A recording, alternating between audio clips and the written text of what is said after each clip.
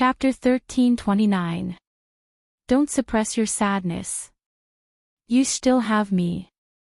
I'm standing right in front of you. Xia Jinyuan was not good at kissing, but he knew that their lips must have turned red this time. He pursed his lips, which were still a little sore from the kiss, and said slowly, "Don't cry alone. My shoulders, my arms, and my body are all for you to rely on. I'm right here. You only need to look up to find me. You only need to call me, and I'll respond immediately." She curled up in the corner and cried quietly, as if she had been abandoned by everyone. She was so pitiful that it made his heart ache. "I can understand your hardships, and I can understand your joy. Similarly, I want to understand your sadness. With me here, you don't have to suppress your tears. Don't be afraid that I'll see your sadness. Who am I? I'm your boyfriend. I'll be your pillar of support for the rest of your life. I'm also your comrade who will fight side by side with you. Little fox, remember, I'll always be your pillar of support. Always." Yi Qian, who had been looking up at him, blinked gently, and tears fell from her eyes. It turned out that he was feeling sorry for her again. "Xia Jinyuan." She murmured softly, and slowly wrapped her arms around his waist. She buried her head in his warm embrace, and the tears that she had tried so hard to hold back gushed out again, wetting his clothes drop by drop. The last time she went back to Shuka village, she saw Uncle Jen's increasingly hunchback, and his hands were so thin that the veins on his hands were bulging. She listened to his suppressed coughs, and at that time, she was already slightly worried, but she still held on to the hope that nothing would happen. There was no such thing as luck. Once something happened, her self-righteousness would become a joke. "I thought that nothing would happen. I thought that there was still a lot of time. I thought that Grandpa Jen could continue to accompany me, and I could continue to accompany him. I didn't go home during the holidays, and I didn't stay to accompany the old man. Now I want to accompany the old man. Captain Xia, I want to accompany the old man." She spoke intermittently, and each word seemed to contain beads of blood.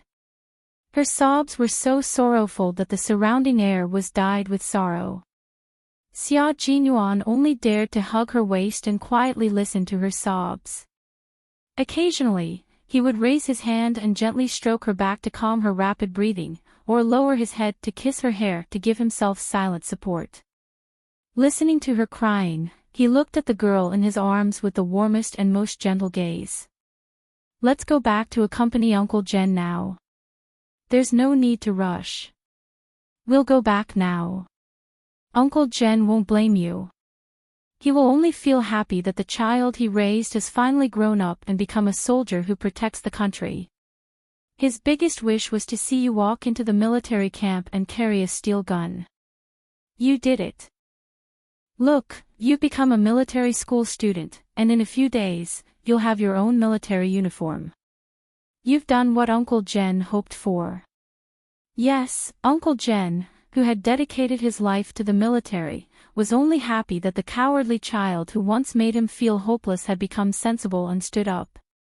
He had even become a special forces soldier who could protect the country and fight on the front line. He was very happy, very happy. Uncle Jen, whose nostrils were plugged with a breathing tube, had a slight smile on his face. He closed his wise eyes and quietly lay on the bed. His face was already pale, and if it weren't for the slight rise and fall of his chest and the wave-like heartbeat monitoring device beside him, one would almost think that the old man had passed away. Chapter 1330. This was the hospital in town. According to Uncle Jen's request, he was transferred from the city's armed police hospital to the town's hospital. There were 2 military doctors and 2 nurses accompanying him. Principal Chen sat quietly beside the bed. He hadn't slept for 2 days and his eyes were bloodshot. Looking at the old man lying motionlessly on the bed, this world-class sniper even shed tears. He couldn't take it anymore. He had endured until now just to wait for Yi girl to come back. Someone gently pushed the door open and walked to Principal Chen's side. He patted his shoulder and said, "Old Chen, go and rest. Old Yen and I will keep watch tonight." Then, Commander Liu put the bottle of mineral water he bought into Principal Chen's hand and said, "You don't eat or drink. Do you think you are made of iron? Yi girl should be back in the second half of the night. You have to be alert and talk to her. Also, if you are like this, what will happen to her? She is already sad enough. If you do it again, she will cry until she faints." Political Commissar Yen, who came in with an aluminum box, immediately said, "Old Liu is right. If you don't take care of yourself, Yi girl won't even have a backbone when she comes back." They didn't want to wake up Uncle Jen, so they all lowered their voices and tried to persuade Headmaster Chin to take a rest. "I don't feel sleepy. I am afraid that once I close my eyes, Uncle Jen will leave. You heard what the military doctor said. Uncle Jen will be back in a few days." Principal Chin rubbed his face. His body was tired, but his brain was tense all the time. He was so awake that he didn't feel sleepy at all. The four-drip was dripping down the tube, replenishing Uncle Jen who couldn't eat for a week and maintaining his life. Headmaster Chen's gaze landed on the four-tube. His voice was so hoarse that it sounded like gravel rubbing against stone. He said bitterly, "And the people from the military academy haven't come over yet. If we don't settle everything, we can't sleep. Since the military academy has already agreed, it should be tomorrow." Political Commissar Yen opened the aluminum lunch box and even prepared a spoon for Principal Chin. "Eat something. You won't sleep or eat. Do you want little Yi to come back and take care of you?" Principal Chin put the lunch box into his hands and sighed deeply. "I don't feel hungry, and I don't feel tired either. But you're right. When little Yi comes back and sees me like this, she'll be worried about me. I'll go back and change my clothes later.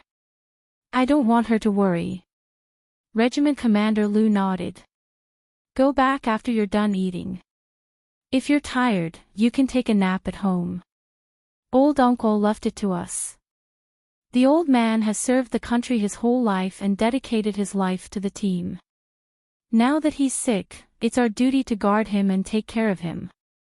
The old man had never married in his entire life. He educated the young soldiers in the army like his own children and treated the army as his home. His family should be present at the last moment. Knowing that the old man's life was coming to an end, the army started to prepare. According to the instructions of the military headquarters, the old revolutionary Li Changzhen who had dedicated his whole life to the country was going to have a state funeral. All the flags in the army were to be lowered to half, and all the soldiers took off their hats to mourn. Old Uncle Jen's consciousness had always been in a blurry state. Now that he was in a deep sleep, even the military doctors didn't go to rest. 2 military doctors and 2 nurses took turns to be on duty just in case. Dr. Zhou from the town hospital, who was Jason's mother, stopped her daughter who wanted to go to the ward. She warned her in a low voice, "Don't go and cause trouble. If Yi Qian comes back, I'll tell you. Go to bed and lie on your stomach. It's already 12 o'clock. Do you want to sleep?" Chapter 1331. And Jessin, who was chewing gum to refresh herself, retracted her leg and said to her mother with a serious expression, "Mom, the old man lying inside is Yi Qian's grandfather. He's her most important relative. I want to accompany Yi Qian, even if I have to stay up all night. I'm her friend. Regardless of whether she needs me when I see her later, Mom, I want to stand where I can see her. If you're tired, go and rest. Don't worry about me." At this moment Dr. Zhou truly felt that his daughter had grown up. He patted his daughter's shoulder and looked at her lovingly. "You've grown up. You know how to give, how to treat others well, and how to be grateful. Your friendship with Yi Qian. Mom hopes that you'll maintain a pure heart at all times and cherish this precious friendship. Mom, I won't persuade you anymore. I won't persuade you anymore. When children grew up, they had different thoughts from adults. They had their own sense of propriety and their own attitude towards life. As adults, they did not need to control their children all the time. When it was appropriate and right, they should let go if they could. And Jessen's lips curled up into a smile. She held Dr. Zhou's hand and said softly, "Thank you, Mom. Go and rest. I won't cause trouble in the ward. It's the same for me to stay here." The doctor on duty's office was at the entrance of the ward. She would be able to see Yi Qian when she returned.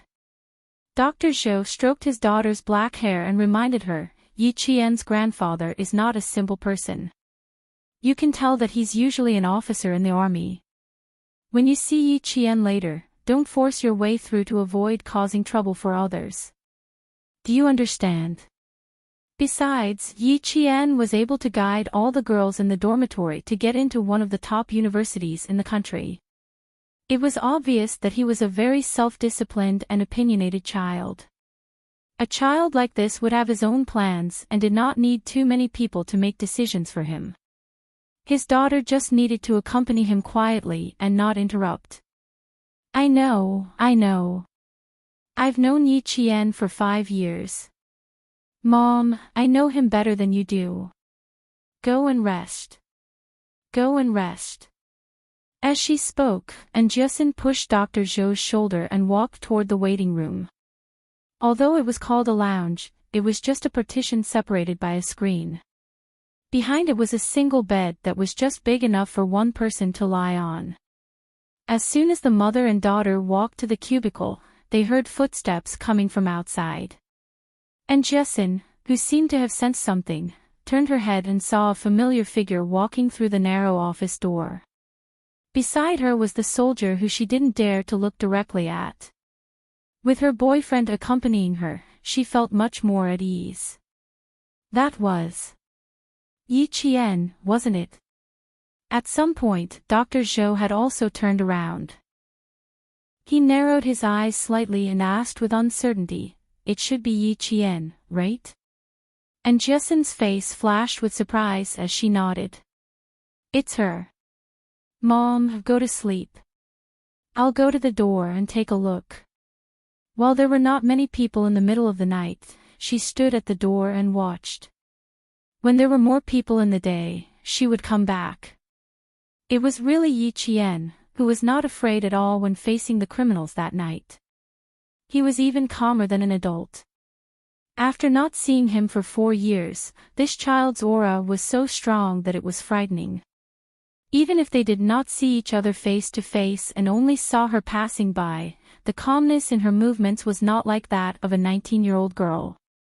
She was like the army officers who came in and out of the town hospital over the past few days.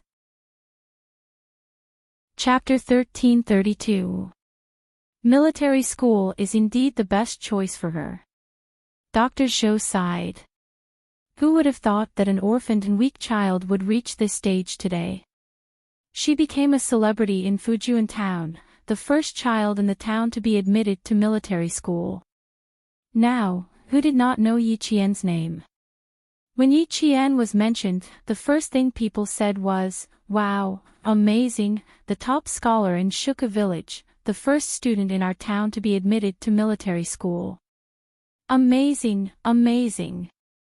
Birds of a feather flocked together. Yi Qian's achievements today were probably due to the influence of that old woman. And her daughter also had her help. Otherwise, with her daughter's grades, it would have been difficult for her to get into a second-tier university, let alone Pu University. "Mom, I'll go take a look. I won't accompany you." What Jessen saw was not Yi Qian's fierce military aura. She saw Yi Qian's sadness that she had never seen before. She said sadly, "She's not feeling well. I'll go accompany her." What was a true friend? A true friend might not appear when you were glorious, but they would definitely appear when you were sad, or helpless. They would give you selfless help that you did not need in return. They would not disturb you when you were happy, but when you were worried, they could not help but worry for you. You only needed to look up and you would see a true friend silently by your side. And Jessin was such a friend. She did not walk into the ward. She only saw Yi Qian standing by the bed, seemingly unwilling to take a step forward. Her tears fell like rain. She knew it, she knew it. Yi Qian would be very sad, very sad. Fortunately, her boyfriend was by her side, comforting her and giving Yi Qian a stronger emotional support. She would not have to face it alone and be sad alone. Regimental Commander Lu and Political Commissar Yen, who were keeping watch at night, did not notice Jessin standing at the door of the ward. They were all looking at Yi Qian worriedly, who refused to walk to the bedside after she walked in. They were afraid that she would not be able to accept it in a short time and something would happen to her. "Little Yi, come over here." Political Commissar Yen, who was standing by the bed, waved his hand and said kindly, "Uncle Jen woke up an hour ago. Sit here and accompany him. When he wakes up, talk to him." Yi Qian wanted to walk over as well, but her legs felt as heavy as 1,000 pounds. She couldn't take a single step. She stared blankly at Uncle Jen, who even had to rely on machines to maintain his breathing. She looked at the old man lying on the white bed. Uncle Jen. Grandpa's face. Grandpa's eyes. Grandpa's like he would never wake. She wanted to walk over, but no matter how hard she tried, she couldn't move her feet. Looking at Grandpa Jen, who was already at the end of his life, she couldn't move her feet. Taking a step forward not only required courage, but also the reality of the old man's weakness and the fact that he did not have much time left. Regiment Commander Lu and Political Commissar Yen did not notice Xia Jinyuan's actions, nor did they notice the intimacy between them. Instead, when they saw Yi Qian take a step forward, they both stepped forward at the same time, wanting to help Yi Qian. The two of them doted on Yi Qian as if she was their own daughter. They could not bear to see her in such pain. Chapter 1333. Little Girl Yi. When Yi Qian finally walked to the bedside, Commissar Yen gently stroked her hair and said earnestly, "Don't forget what I taught you. Being strong and brave is the first lesson I taught you. You must always remember it in your heart. No matter what you face, you must be strong and brave. Do you understand?" Yi Qian's lips trembled slightly at the elder's sincere teachings and meticulous care. Tears reached the corners of her eyes, but she held them back. When she nodded heavily, the tears finally came out. "I understand. Don't worry." She was already in this state, but she still knew to tell the people who cared about her that she was fine. His little fox's pure heart also made his heart palpitate. Yi Qian sat down and held Uncle Jen's skinny right hand. She lowered her head and let the tears flow down drop by drop. It was very quiet in the ward. Everyone's breathing was so soft that it was almost inaudible. After speaking softly, they stood aside and quietly watched Uncle Jen sleep. His chest was only moving up and down slightly. They were afraid that if they made too much noise, they would wake up the old man from his light sleep. In fact, everyone knew that he was not in a light sleep. He was in a coma. Colonel Lu gestured to make a phone call and quietly left the ward. He wanted to call Principal Chin, who had gone back to wash up. It took 6 hours to drive from Anyang to town by car at 60 kilometers per hour, but they only took 3 hours. The two of them drove from the provincial highway to the highway, and little girl Yi arrived at 12:30. "Let's go together," Commissar Yen said softly and said to Xia Jinyuan, "Major, let's stand outside for a while. Leave some space for little girl Yi. This child is too restrained." Xia Jinyuan had the same idea. He nodded slightly and followed Colonel Liu and Commissar Yen out. Commissar Yen sighed and said softly, "We'll leave little girl Yi in your care. Uncle Jen's funeral will be handed over to the army. Please help us take care of little girl Yi." Why didn't they transfer him to the provincial hospital? Don't the doctors have any way to save him? Xia Jinyuan, who was handsome and cold, had to turn around to take a look before he spoke, as if he was afraid that Yi Qian would hear him. He lowered his voice and said, "How can you stay in the town hospital? Uncle Jen has been in poor health for the past 6 months. During the new year, we even stayed in the provincial hospital for more than 20 days without telling little Yi. At the end of May, we stayed in Anyang for more than 10 days. Every time, Uncle Jen told us not to tell little Yi. This time, he suddenly fainted. We used a helicopter to send him to the city. There's no other way. The old man's life has entered the countdown. Before this, old uncle strictly ordered us not to disturb little Ye's training. When he woke up at around 9:15 last night, he told us that little Yi had finished her training and came back on a big ship. Old uncle said that he wanted to see little girl Yi and talk to her. He also said that he wanted to see little girl Yi wear her own military uniform and salute him. As Commissar Yen spoke, the corners of his eyes turned red. Old Chen immediately contacted Major General Yang of the army. At 9:30, we knew that little girl Ye's training had really finished. You even went to pick her up. I didn't expect that old uncle's dream was actually real. Little girl Yi was really training with the Navy and came back on a ship. He missed her too much, so he had dreams. Chapter 1334. Xia Jinyuan's Adam's apple moved slightly and he pursed his thin lips. Did the military academy send anyone over? Yes, Major General Yang personally contacted the University of Science and Technology of China and the school was very cooperative. They brought Yi Qian's student ID and military uniform and rushed over by train. They will arrive tomorrow morning at 8. They will arrive in town in the afternoon. Upon hearing this, Xia Jinyuan's eyes darkened. The bus from the city to town will take 7 hours. I'm afraid they won't make it in time. Arrange for a helicopter. I will arrange for a private helicopter. Political Commissar, call the air traffic control and approve the flight route. Okay, this is not difficult. Political Commissar Yen sighed countless times that night. He was also afraid that they would not make it in time. He even considered whether to mobilize the military helicopter again.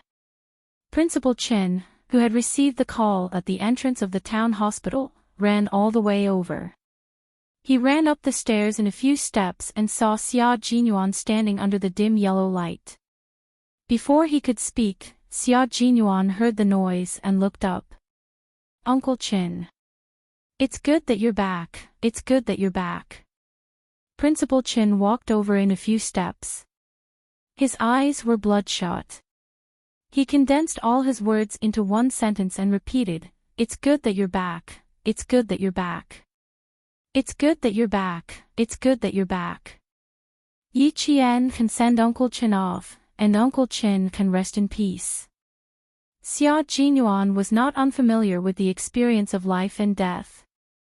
As a Special Forces soldier on the frontline battlefield, he had experienced several farewells in the past few years. However, at this moment, his heart was still in pain. Yi Qian is accompanying Uncle Jen in the ward. She hasn't stopped crying since she received your call. She only slept for 2 hours after I told her that we needed to take turns driving. Xia Jinyuan explained Yi Qian's condition in detail to prevent Principal Chen from worrying. She's fine now. She's not too emotional. It's just that when she entered the ward just now, she couldn't take a step out. She's still afraid that the moment will come. She understood everything, but if the moment really came, the calm Yi Qian would be so sad that she would lose control of her emotions. Xia Jinyuan was afraid that she would hurt herself if she was too sad. With Uncle Jen around, little Yi will listen to Uncle General. She will listen to Uncle Jen. Principal Chin, who had suddenly aged a few years, said in a low and hoarse voice.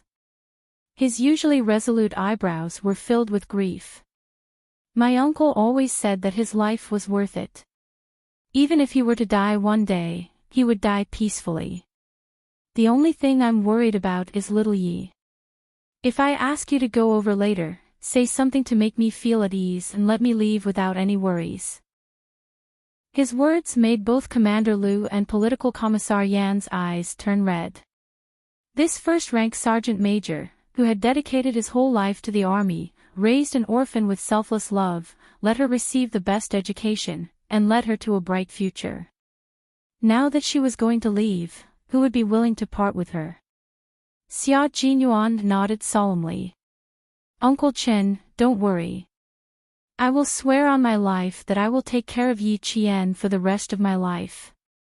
We will advance and retreat together, and I will never leave her.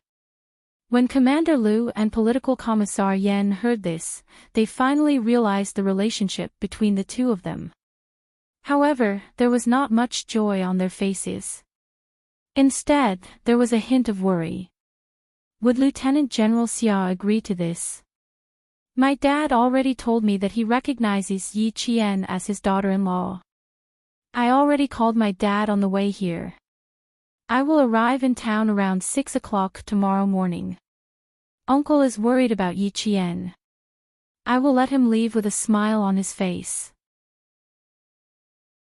Chapter 1335. Principal Chin patted Xia Jinyuan's shoulder heavily. Good, good, good. You're a man of your word. Uncle Jen believes in you. I believe that you'll take good care of little Yi. Lieutenant General Xia knew and admitted it himself. Only then did Commander Liu and Political Commissar Yan, who had been worried, feel relieved. They all believed in Xia Jinyuan and believed that he would really take care of little Yi for the rest of her life. And Jessin, who had run back to the doctor's office when she saw them coming out, gritted her teeth, stood on her tiptoes, and moved gently with her back against the wall. She wanted to go directly to the ward to talk to Yi Qian. Thinking that she hadn't been discovered, she moved into the ward, patted her chest, and secretly heaved a sigh of relief. Turning around, and Jessin saw Yi Jian holding Uncle Jen's skinny hand tightly. Yi Jian's back was filled with sadness. She quietly looked at the old man who was breathing weakly. And Jessin's heart ached terribly. She walked over and called out softly, "Little Jian." Outside, Xia Jinyuan looked away from the ward and explained, and Jessin, Yi Qian's best friend. Her mother is Dr. Zhou from the town hospital. It's already so late. I'm afraid she's waiting for Yi Qian to come back. That child is not bad. Principal Chin recognized in Jessin. He saw her bend over and put her arms around Yi Qian's shoulders. His gaze was gentle as he said, "She's a sincere person. She can play with little Yi." It should be said that the girls in little Ye's dormitory were not bad. They often called during the summer vacation. A girl named Li Qian saw that she couldn't find Yi Qian and was afraid that something had happened to Yi Qian. She actually asked her parents to drive to Shuka village. It was little Ye's fortune to have friends like them. At around 1:30 a.m. and Jessin walked out of the ward with red eyes. If it weren't for Yi Qian's persuasion, she would have stayed with him until dawn. Jane Eyre said that she wanted to stay with Grandpa until dawn. She walked out and said in a sobbing voice, dragging her feet as she left. She also couldn't bear to see these matters of life and death. Xia Jinyuan looked at the time and said in a deep voice, "Uncle Chin, I'll stay here to accompany Yi Qian. You, Tuan Liu, and Political Commissar should rest. I'm afraid I'll be busy tomorrow, so I'll have to trouble you." Principal Chin still wanted to say something but was stopped by Political Commissar Yan. "Old Chin, you should rest. You can talk to little Yi tomorrow morning. With Xia Jinyuan's persuasion, Principal Qin did not insist on staying. Before he left, he reminded Xia Jinyuan, let me know immediately if anything happens. We'll rest next door. Without alerting Yi Qian, the three of them went next door to rest. At around 4 o'clock, Uncle Jen opened his eyes unconsciously. The old man's eyes were covered with a layer of mist, so much so that he couldn't even see clearly. He called out, little Yi, in a daze, then slowly closed his eyes. Yi Qian held the old man's hand tightly and replied in a trembling voice, I'm back. I'm back to see you. Grandpa, I'm back to see you. Yi Qian looked at Uncle Jen nervously, then suddenly realized something and looked at the heart machine. Seeing that the wavy lines that represented the heartbeat were still rising and falling, Yi Qian suddenly raised his hand and bit his wrist with his teeth. He began to sob softly. Xia Jinyuan called the military doctor over and asked him to examine Uncle Jen carefully. 2 minutes later, the military doctor sighed and said, be prepared. The old man has already fallen into a coma. He might wake up, or he might die in his sleep. After the military doctor finished speaking, he lowered his head and looked at Yi Qian. His expression changed drastically. You've bitten your hand so hard that it's bleeding. Let go. Chapter 1336. In her previous life, Yi Qian had developed a habit of suppressing her emotions. Although she had changed a lot in this life, she was still somewhat affected by her previous life. When she was devastated, she would suppress her emotions again. Xia Jinyuan's expression changed drastically when he heard the military doctor's low voice. His elegant, dark eyes flashed with an extremely cold light.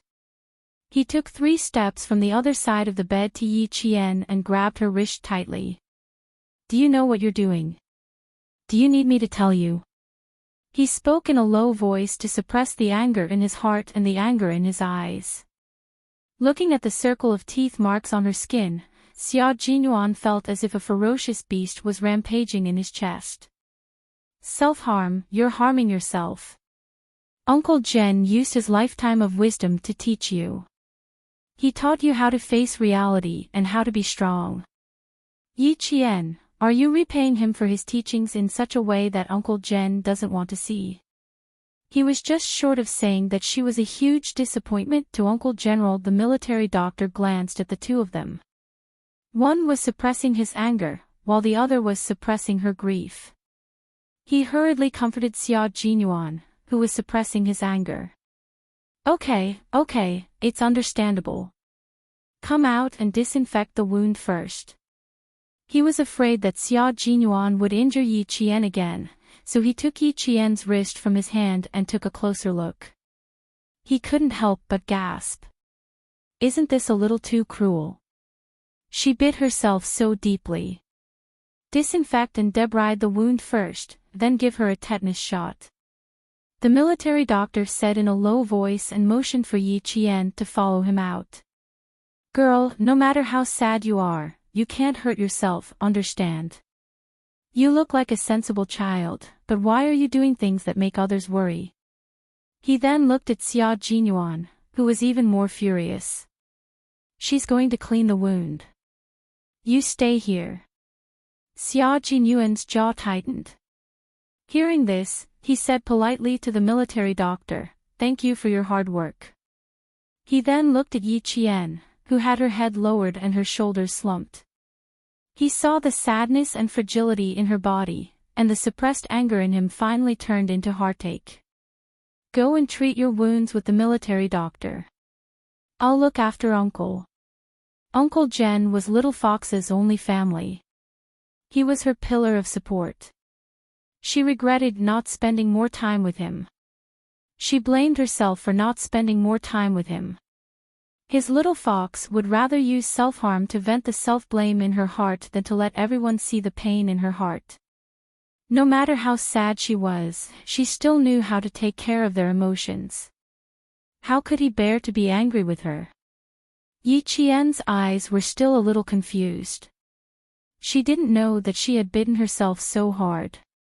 Seeing Xia Jinyuan's tense expression, Yi Qian bit her lower lip. She originally wanted to explain, but in the end, she only said, "I'll be back soon." After the military doctor took her out of the ward, Xia Jinyuan sat gently on the chair. He held Uncle Jen's skinny hand and said softly, "Uncle, Yi Qian listens to you the most. When you wake up, you must talk to her properly. You have to take care of your body and teach her more. This girl listens to you the most. She will listen to whatever you say. You haven't seen her walk into the military camp yet. We are all waiting for you to personally send her to the military camp to become a soldier. Also, let me tell you a piece of good news. The military has decided to send her to my team. My team is a special forces unit. You probably didn't know, right? When you wake up, I'll pick some things that I can talk to you about. I'll let you know what unit Yi Qian will be joining in the future." Chapter 1337. Xia Jinyuan chatted softly with Uncle General the military doctor, who was in his 40s, cleaned Yi Qian's wound and advised her earnestly, "The old man is already so old, but he can still joke with us when he's awake. This shows that he has a big heart. Since you're his only family, how can you harm yourself and make him worry about you?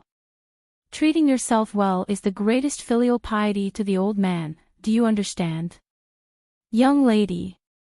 Actually, Yi Qian didn't even know how she bit herself. If the military doctor hadn't reminded her, she wouldn't have felt any pain. Yi Qian nodded shyly and wiped away the tears on her face. She secretly adjusted her emotions. She had to control her emotions. Everyone knew that Grandpa Jen was worried about her the most. How could she disappoint him? The military doctor saw that her eyes were gradually clearing up. Even the sadness between her brows was gradually hiding. Only her bright eyes had a touch of determination. The military doctor couldn't help but smile. 10 minutes later, Yi Qian, who had bandages wrapped around her wrist, thanked the military doctor. She got up and went back to the ward to continue accompanying Uncle General. Xia Jinyuan was still talking softly to Uncle General even though he knew that the old man couldn't hear him. He still said softly, "With you around, Yi Qian will know that there's a family waiting for her wherever she goes. There's a home waiting for her to return to. Uncle, when you're done sleeping, please open your eyes. We're all waiting to hear your voice. I'm still waiting to go fishing with you. Also, when I hold my wedding with Yi Qian, I want to offer you another cup of tea. Thank you for teaching her and nurturing her into a talent. Thank you for letting me take advantage of her." Yi Qian, who was standing at the door, listened to them and laughed for a while. Grandpa Jen was her family. Uncle Chen was also her family. In the future, Captain Xia would also be her family. For their sake, she had to pull herself together. She couldn't let them worry about her. Yi Jian wiped away her tears and patted her cheeks gently. She took a deep breath and walked into the ward with her head held high and her chest puffed out. When Xia Jinyuan heard the commotion, he turned around and saw that Yi Qian, who had just walked in, no longer looked dispirited. His eyes were filled with determination, just like the Yi Qian who did not show any signs of fear in the face of training and war. She had already adjusted her emotions and mentality. "I'll keep watch. You lean against the bed and sleep for an hour each." Xia Jinyuan held her hand and pulled her to sit on the bench with him. "Someone from the army will come to visit Uncle during the day. As Uncle's relative and his only granddaughter, you have to keep your spirits up. Do you understand?" Yi Qian did not refuse again. "Okay, wake me up in an hour." She had to keep her spirits up and let Grandpa Jen see her in her best state when he woke up. She couldn't let him worry, and she definitely couldn't let him worry. After adjusting her mentality, Yi Qian didn't sleep very well. However, she still slept until 6:30 in the morning. In a daze, she heard Xia Jinyuan talking. "Dad, come over with the leaders from the military academy. How many guards did you bring?" They arranged for a private helicopter. The captain can only carry 5 people. 2 leaders from the military academy are coming, so you can only bring 1 guard. Yes, everything has been arranged. The air route has been approved. The 2 leaders from the military academy will only arrive at Anyang train station at 8 o'clock. Dad, go to the train station and wait for the 2 leaders from the military academy. Only Xia Jinyuan could directly arrange for Lieutenant General Xia to wait for someone at a certain place. Chapter 1338. Yi Qian knew that Xia Zhong would be coming, but she did not know that the military academy leaders would be coming as well. She suddenly stood up from her sleeping position and heard a familiar voice. "Little Yi, you're awake." It was Principal Chen's voice. "Uncle Chen." Yi Qian turned around and saw Principal Chen pouring water into a kettle. When she saw another relative of hers, her eyes reddened. "You've worked hard these past few days." "I came back too late." "Silly child, don't be so polite." Principal Chen, who had slept for a few hours last night, felt much better. His eyes were no longer bloodshot. "Come, take a cotton swab and put some water on the corner of Uncle Chen's mouth to moisten his throat." Yi Qian immediately took the cup and cotton swab. She looked very serious as she gently took care of Uncle General Xia Jinyuan, who was making a call outside the door, turned around and saw that Yi Qian had woken up. He said a few words and then hung up. The 2 military doctors who were patrolling the room in the morning came together with 2 nurses. They were going to do a daily checkup on Uncle Jen. The old man has been unconscious for a longer period of time than 2 days ago. Everyone, please be mentally prepared. After the 2 military doctors finished the checkup, they put down the phone and sighed together. The old man's physical strength was completely destroyed. He had been holding on for so long because he was holding on to one last breath. Once he stopped breathing, it would be the end of him. Yi Qian pulled the thin blanket around her and listened attentively to every word the military doctor said. Then, she asked softly, "I want to know, is there any possibility of my grandfather waking up?" "I can't be sure, but there is a possibility.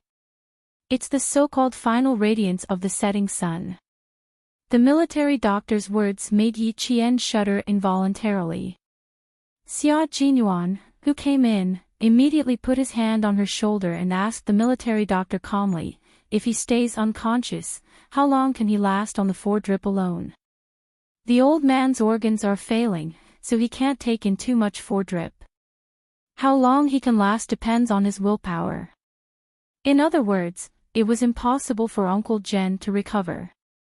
The only reason he was still breathing was because of Uncle Jen's willpower. Yi Qian, who had better grades than the other students in the medical school, suddenly had a glimmer of hope. "You mean that my grandfather's brain is still conscious, and there's a high possibility that he'll wake up, right?" "You can think of it that way." The military doctor nodded. "As long as the brain hasn't stopped working and there are still senses, the old man will still have a chance to wake up." "That's good, that's good." Yi Qian's eyes lit up. As long as Grandpa Jen still had a chance to wake up, she would try to awaken more of his will to live. She hoped that he could survive this. She hoped that he could survive this. She hoped that he could survive this. The military doctor seemed to know what she was thinking. He shook his head slightly and didn't say anything more. The patient's family would always hope for a miracle to happen. Unfortunately, miracles wouldn't happen just because you thought they would. Especially in the case of the old man, his organs were already at the end of their life. Even if he woke up, he would just wake up. It wasn't appropriate for too many people to stay in the ward. Under Principal Chen's instructions, Xia Jinyuan accompanied Yi Qian to wash up and tidy herself up before coming back. Regiment Commander Liu and Political Commissar Yan went to the bun shop in town to buy vegetable buns and deep-fried dough sticks. They were waiting for Yi Qian to wash up and eat together. "Uncle wants to see you in your uniform." Uncle Chen called the military, and Major General Yang from the army called the military school. They hope that the school can cooperate and fulfill the old man's wish. Chapter 1339. The school leaders will arrive at the Anyang train station at 8. I'll get my dad to pick them up, and then we'll take a friend's private jet to come here together. There was water flowing out of the tap, and the sound of the water seemed to drown out his voice. Yi Qian splashed the cold water on his face, and the sad emptiness in his heart seemed to have been torn apart. This was Grandpa Jen's last wish. She wanted to rouse Grandpa Jen's will to live, but the old man knew in his heart he really couldn't do it. "I'll let Grandpa see my most spirited side." Wiping the cold water off his face, Yi Qian looked up with bright eyes and stared at himself in the mirror. "I won't let Grandpa down." The face in the mirror was tenacious, and those jet-black eyes were like a pure obsidian thrown into water, causing the eyes to ripple. The corners of her mouth slightly tightened, revealing a trace of stubbornness. Although her facial features were beautiful, there was not the slightest bit of delicacy. Even the tips of her brows contained the piercing coldness of a soldier. This was the Yi Qian that Uncle Jen wanted to see, Yi Qian.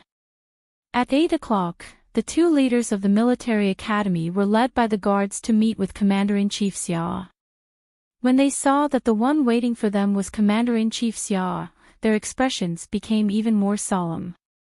They carried Yi Qian's military travel bag with his military uniform and saluted the lieutenant general with the gold stars on his epaulets. At 8:37, they took a private helicopter and rushed to Fujian town. The helicopter needed to land on the training ground of the recruit training camp. When the helicopter circled over, the boom boom boom of the propellers made the townspeople look up at the sky, and they pointed and talked with curiosity. Yi Zhifan stood on the side of the street. His eyes, which were growing more and more powerful with each passing day, were gloomy. His gaze fell on the private helicopter that was beginning to descend. His daughter, who had been staying in Shuka village, called him and said that Uncle Jen was sick, and they even sent out the military's helicopter.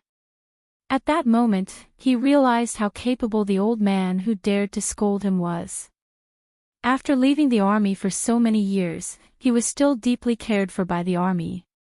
How could he be just an ordinary veteran? The reason why Yi Qian could go so far and climb so high was because she had the help of such a capable old man. That was why she had the courage to leave the Yi family and face the Yi family. Yi Zhifan realized that he might be able to make friends with a high-ranking officer in the army. He immediately arranged his work and rushed back to the Shuka village. He wanted to see a high-ranking officer arrive so that he could make arrangements for Uncle Jen's funeral as the representative of the Shuka village. This way, he would have a chance to make friends with the high-ranking officer. A few days after Yi Zhifan returned to the village, all the villagers recommended him to visit Uncle Jen at the hospital on behalf of all the villagers. The first day he came, he was turned away by Principal Chin before he could even enter the ward. However, he did not give up and still came to the hospital early. This was the fourth day. Looking at the descending helicopter, a smile appeared in his gloomy eyes. Being refused entry for 3 days, it was worth it.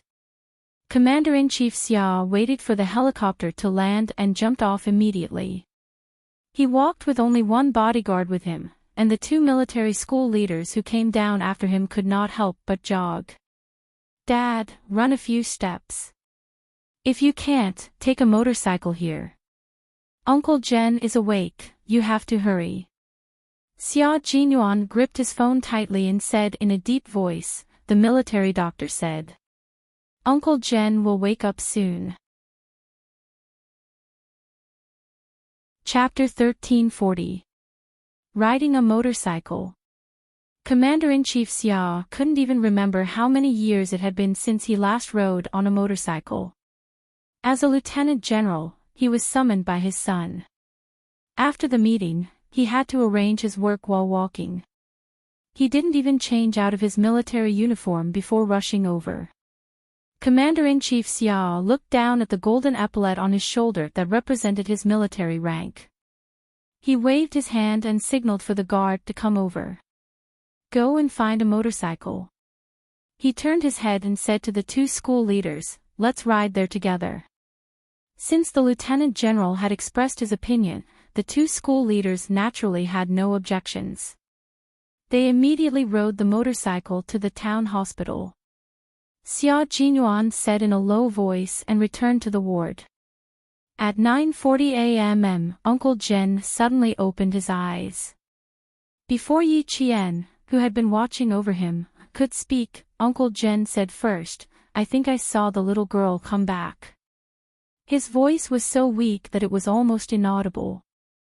However, his misty eyes suddenly brightened up and he looked much more energetic. No one was happy about this state. Everyone's heart skipped a beat. It was the final radiance of the setting sun. "Good boy, Grandpa doesn't like it when you cry." The old man's weak voice spoke intermittently.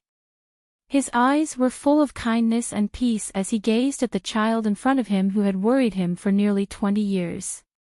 "It's good that you didn't cry. As soldiers, we bleed, not tears. You have to remember this. If you cry too much, your heart will be filled with cowardice." Yi Jian held the old man's hand tightly, which was so thin that he could not even lift it up. She nodded gently and replied, "I remember. I will always remember your words. Shed blood but not tears. I will always remember your words." Her heart was trembling uncontrollably and she was flustered. Even though her body was shivering uncontrollably, Yi Jian forced herself to keep a faint smile on her face so that the old man who was looking at her could feel at ease. "Grandpa knows. I know you are a good boy.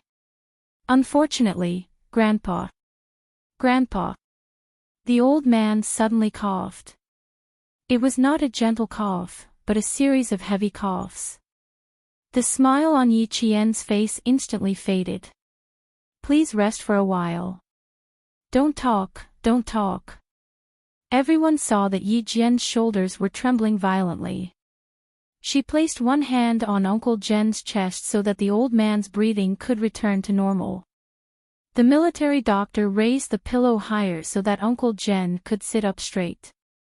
At the same time, he gently patted the back of the old man's neck so that he could breathe more smoothly. Principal Chin, who was clenching his fists, had already looked outside the ward several times. He could not hide the anxiety on his face thus. "Listen." Uncle Jen's coughs, which sounded like he was going to cough his lungs out, finally calmed down. However, Uncle Jen's face was getting paler and paler. He wanted to hold Yi Qian's hands tightly, but unfortunately, he could not muster any strength. He could only smile gently. "Good boy, don't be sad. It is a good thing that Grandpa is leaving at such an old age. It is a pity that Grandpa can't personally send you to the military camp. I can't see how you look in your military uniform either." Chapter 1341. You'll see it, you'll see it. Our school's leaders will be here soon. They've brought my military uniform. Take a rest, take a good rest. Your granddaughter will definitely wear the uniform for you to see. She tried her best to smile. Tears welled up in her eyes, but they did not fall. You'll definitely see it. You'll definitely see it. She wanted to speak with a smile, she wanted to speak lightly, but the words that came out of her mouth were trembling, and every sentence was filled with a strong reluctance. Uncle Jen sighed softly and looked up with some difficulty. When he saw a few familiar faces around him, he smiled. It's been hard on all of you. I've watched Yi Qian grow up. She's a good child. She's kind-hearted, kind, and knows how to repay kindness. In the future, I'll leave, all of you, please. Uncle, you don't have to be so polite with us. We're all Yi Qian's family. We'll definitely take good care of her. Don't worry. Political Commissar Yen was on the left side of the bed. He bent over and held Uncle Jen's hand. Seeing the respected Sergeant Major speaking weakly as if he had used up all his energy, the tough man's eyes turned red. You don't have to worry about Yi Qian. With us around, she'll be fine. The old man was most worried about Yi Qian. He did not have much energy to speak, so he scanned the familiar faces around him. Finally, his gaze landed on the young man who was holding Yi Qian with one arm. Xia Jinyuan held Yi Qian's shoulders tightly and walked to Uncle Jen's side. Uncle, Yi Qian is my wife and lover. As long as you agree to my marriage with her, I'll propose to her immediately after she graduates and stabilizes her condition. He knew what the old man wanted to hear. Word by word, he expressed his thoughts firmly. I'll love her forever. I'll dote on her and take care of her like she's the apple of my eye. I swear on my honor as a soldier that I'll never let Yi Qian down. All right, all right, all right. Watching the two young people holding hands, Uncle Jen felt his eyelids getting heavier and heavier. Good boy, Grandpa is watching you from the sky. Be a good soldier. Be a useful soldier. Protect our country. Protect our homeland. Yi Qian nodded his head furiously. Tears streamed down his face like pearls from a broken necklace. A deep voice came from the door of the ward. Old squad leader. Commander-in-Chief Xia, who had run all the way from the first floor to the third floor, strode in and said, Yi Qian has become a military academy student in our country. Her military uniform and relevant documents have been brought over. Old squad leader, thank you for your hard work in nurturing such an outstanding soldier for our military. On behalf of the military, I would like to extend a respectful salute to you. As Commander-in-Chief Xia spoke, the soldiers around the bed all stood up straight and saluted the old revolutionary who had dedicated his life to the country and the people with the highest military salute. Uncle Jen blinked his eyes gently. He smiled and raised his hand to return the salute to all the soldiers who saluted him. This was the military unit he loved the most. He loved seeing the young soldiers the most. He was happy to be able to see them one last time before he left. Chapter 1342. Yi Qian, change into your uniform now and show it to the platoon leader who raised you. The school leaders already knew that this old man who was about to die was a national treasure. They handed the military uniform and cap to Yi Qian and said solemnly, we can't let the old squad leader have any regrets. Go now. The ward was very, very quiet. Everyone listened to Commander-in-Chief Xia, who was sitting by the bed and holding the old man's right hand. Platoon leader, don't worry. I, Xia Xinhui, will only recognize Yi Qian as my daughter-in-law. Other than her, I won't recognize anyone else. In the future, if Xia Jinyuan does anything to let Yi Qian down, Xia Xinhui will be the first person to come after him. Yi Qian went to the office of the doctor on duty to change into his uniform. And Jessen, who hadn't left, quickly pulled up the partition screen and said, put your uniform on the bed. I'll fold it for you. Behind the screen, and Jessen heard the rustling of clothes. Frowning, and Jessen bit her lower lip and stopped herself from crying with Yi Qian. Instead, she advised, don't cry. My mom said that when Grandpa Jen was awake, he always mentioned how strong you are. Jen, you have to be strong, okay? In less than a minute, Yi Qian walked out from behind the partition, dressed in a warrant officer's uniform and cap. I will be strong, Justin. Thank you. This was Yi Qian's own uniform. The grass-green uniform was tailored to fit her body without a single crease, as if it had just been ironed. The epaulets on her shoulders weren't ordinary epaulets. They were the captain's epaulets with 1 bar and 3 stars. The 3 golden 5-pointed stars were solemn and mighty. Together with the golden collar flower pinned to her collar, it showed the majesty of a soldier. Yi Jian's dark green military trousers were perfectly straight, outlining the posture of a pine tree. The heavy military aura was so heavy that Justin couldn't help but hold her breath. Yi Jian, who was wearing the military uniform, was so familiar yet so unfamiliar. Yi Jian. And Justin couldn't help but call out. Yi Jian, who was about to step out, stopped and turned around. It was still a familiar face, but there was a different expression on her face. When she raised her eyes to look at Justin, her eyes were so cold that Justin's heart suddenly panicked. Take care of yourself. You and us, Justin said softly with a reverence that she didn't even notice. Hearing her best friend's comfort, Yi Jian, whose eyes were red, nodded and said with a smile, I will. For Grandpa Jen, she would be strong. I'm going to accompany Grandpa. Justin, let's talk later. It wasn't until Yi Qian walked out of the office that Justin reached out to support herself on the office desk. Step by step, she moved to the office chair. Her knees were a little weak as she slowly sat down. The familiar Yi Qian had a strange expression on her face. She said that she only had one goal since the 2nd year of middle school, and that was to work hard to get into the military academy. She said that she had been secretly training so that she could join the military in the future. Her good friend, who had been working hard towards her goal, finally got to wear the military uniform. It was great. It was really great. She would no longer have to endure the disdain and suffering, and no one would dare to bully her anymore. It was great. It was really great. Sitting alone in the office, Justin covered her face with her hands. One moment, she would laugh, and the next moment, she would cry.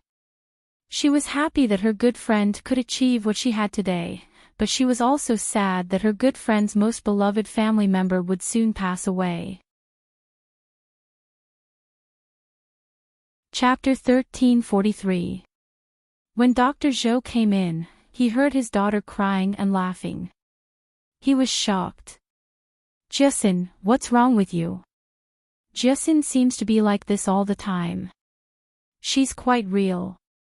Someone said in a sweet voice, sounding familiar. When we were in junior high, Aunt Zhou, Justin bullied me a lot. This voice, damn it. Yi Ying. And Justin, who was still crying, suddenly raised her head and glared at Yi Ying. She said coldly, Mom, I'm not close to her. You don't have to take her words seriously. Yi Ying, who had a smile on her face, suddenly froze. Her watery almond-shaped eyes flashed with malice. You child. Dr. Zhou did not say much. He only pretended to be angry and patted his daughter's shoulder. He turned to Yi Zhifan, who came in. Mayor Yi. I'm sorry. I don't even know how to address you. Yi Ying took the lead and said with a smile, My dad is now the director of the Provincial Construction Bureau. There was no lack of bragging in her tone. Director Yi, please take a seat first. Dr. Zhou said politely. He did not show any restraint because a director was standing in front of him. I'm afraid Uncle Jen's ward is too crowded. I'll bring Director Yi over later. She represented all the villagers of Shuku village to visit Uncle Jen, and the village chief of Shuku village, Zhang Difu, personally called. She had no choice but to help even if she did not want to. Yi Jifan thought Uncle Jen was just an excuse. His real purpose was to make friends with the high-ranking military officer standing in the ward. When he heard that, he seemed a little surprised. Crowded. Are there many people here? They're all standing in the ward, and the air is not circulating. Won't this make Uncle Jen more uncomfortable? There should be people here. With the military doctor watching over him, there shouldn't be a problem. After Dr. Zhou finished speaking, he pushed in Jessin and scolded her softly. You haven't eaten breakfast, right? Go down and have breakfast. Had she not heard enough about Yi Qian and Yi Ying's family? Why did he let this girl remind her?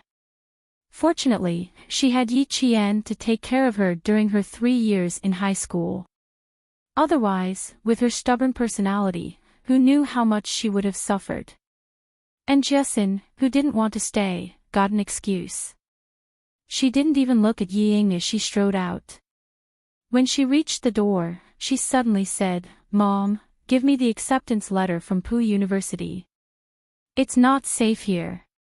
Yi Ying was too cunning. She had better not tear up her notice.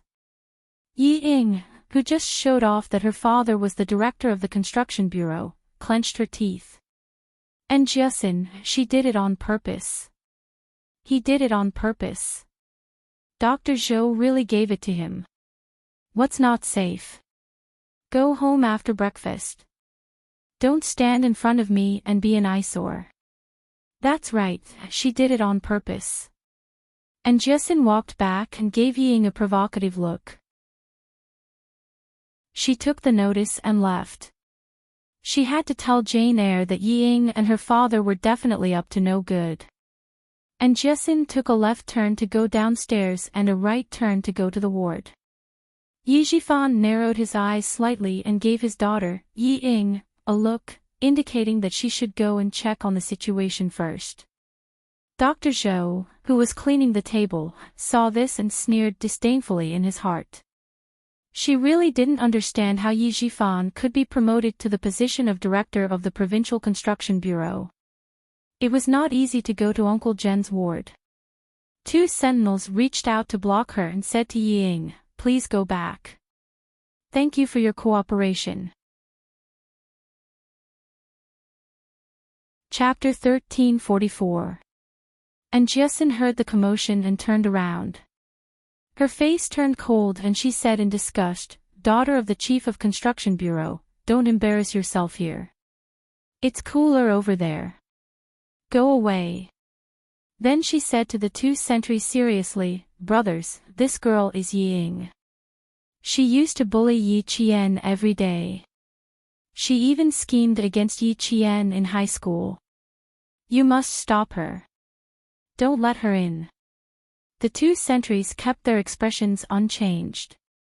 They stopped Yi Ying, who was stomping her feet in anger, from taking another step forward. The atmosphere in the ward became more and more gloomy. Sadness shrouded everyone's heart. All the soldiers present had tears in their eyes.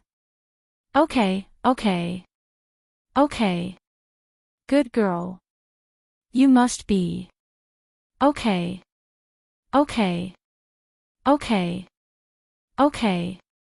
Uncle Jen finally saw Yi Qian in his military uniform. His breath was getting weaker and weaker. His voice was so low that Yi Qian had to bend over to hear it. Jade pendant, don't harm. Walk your own path, little Yi. You will go further, higher, and better. Good girl, you didn't disappoint Grandpa's expectations of you. You made so many military achievements without a word and became a military cadet with a military rank. You are the first. Go with peace of mind. I'm relieved. Old Chin. I'll leave it to you. Gradually, his voice faded away. The device monitoring his heartbeat made a sharp sound. The wavy line that represented life suddenly straightened. Yi Qian clutched the white bedsheet tightly. She clenched her teeth and didn't let her tears fall. Grandpa Zhen said that she couldn't cry. He didn't want her to cry. He also said that his life was worth it and that he didn't have any regrets. He also said that he was going to accompany his old comrades and play Go with his old leaders. Don't cry. Don't cry. She couldn't cry. She took off the breathing mask and the foredrip that could no longer flow. She carefully laid the old man's body flat. Yi Qian did everything by himself. Even Xia Jinyuan didn't interfere. This was the last thing she could do for the old man. She just wanted to finish everything by herself. Salute. Taking a deep and heavy breath, Yi Qian stood up and saluted along with all the other soldiers to the old squad leader, who had maintained the integrity of a soldier until his death. Overturn the flag. 4 first lieutenants in spring and autumn uniform walked into the ward with the national flag in their hands. The first lieutenant who was holding the national flag opened a corner of the national flag meticulously, and another first lieutenant took over the corner. Then, the 4 first lieutenants each grabbed the corner of the national flag and covered it with the sacred national flag bit by bit. The 4 lieutenants stood at attention and saluted, paying their respects to the first-rank sergeant major. The sentry standing at the door saluted. The 2 sentries standing in front of the door saluted as well. They were all paying their respects to the deceased first-class sergeant major. Uncle Zhen chose to cremate the body, so he had to send it to the city. Xia Jinyuan carried one corner of the bed. Principal Chen, Regiment Commander Liu, and Political Commissar Yan each carried the other corner of the bed. They walked out of the ward step by step with a sorrowful expression on their faces. Commander-in-Chief Xia and the 2 leaders from the military academy walked on both sides. Yi Qian walked at the very front with a picture of Uncle Zhen in his retired military uniform. She walked with steady steps and looked straight ahead. She was like a steel spear, carrying with her a sense of fearlessness. She kept the promise she made to Uncle Zhen. She wouldn't cry as she sent off her loved one. Chapter 1345. The vehicle arranged by the army was already waiting downstairs in the hospital. When Yi Qian walked out of the ward, the soldiers guarding outside all saluted and sent him off.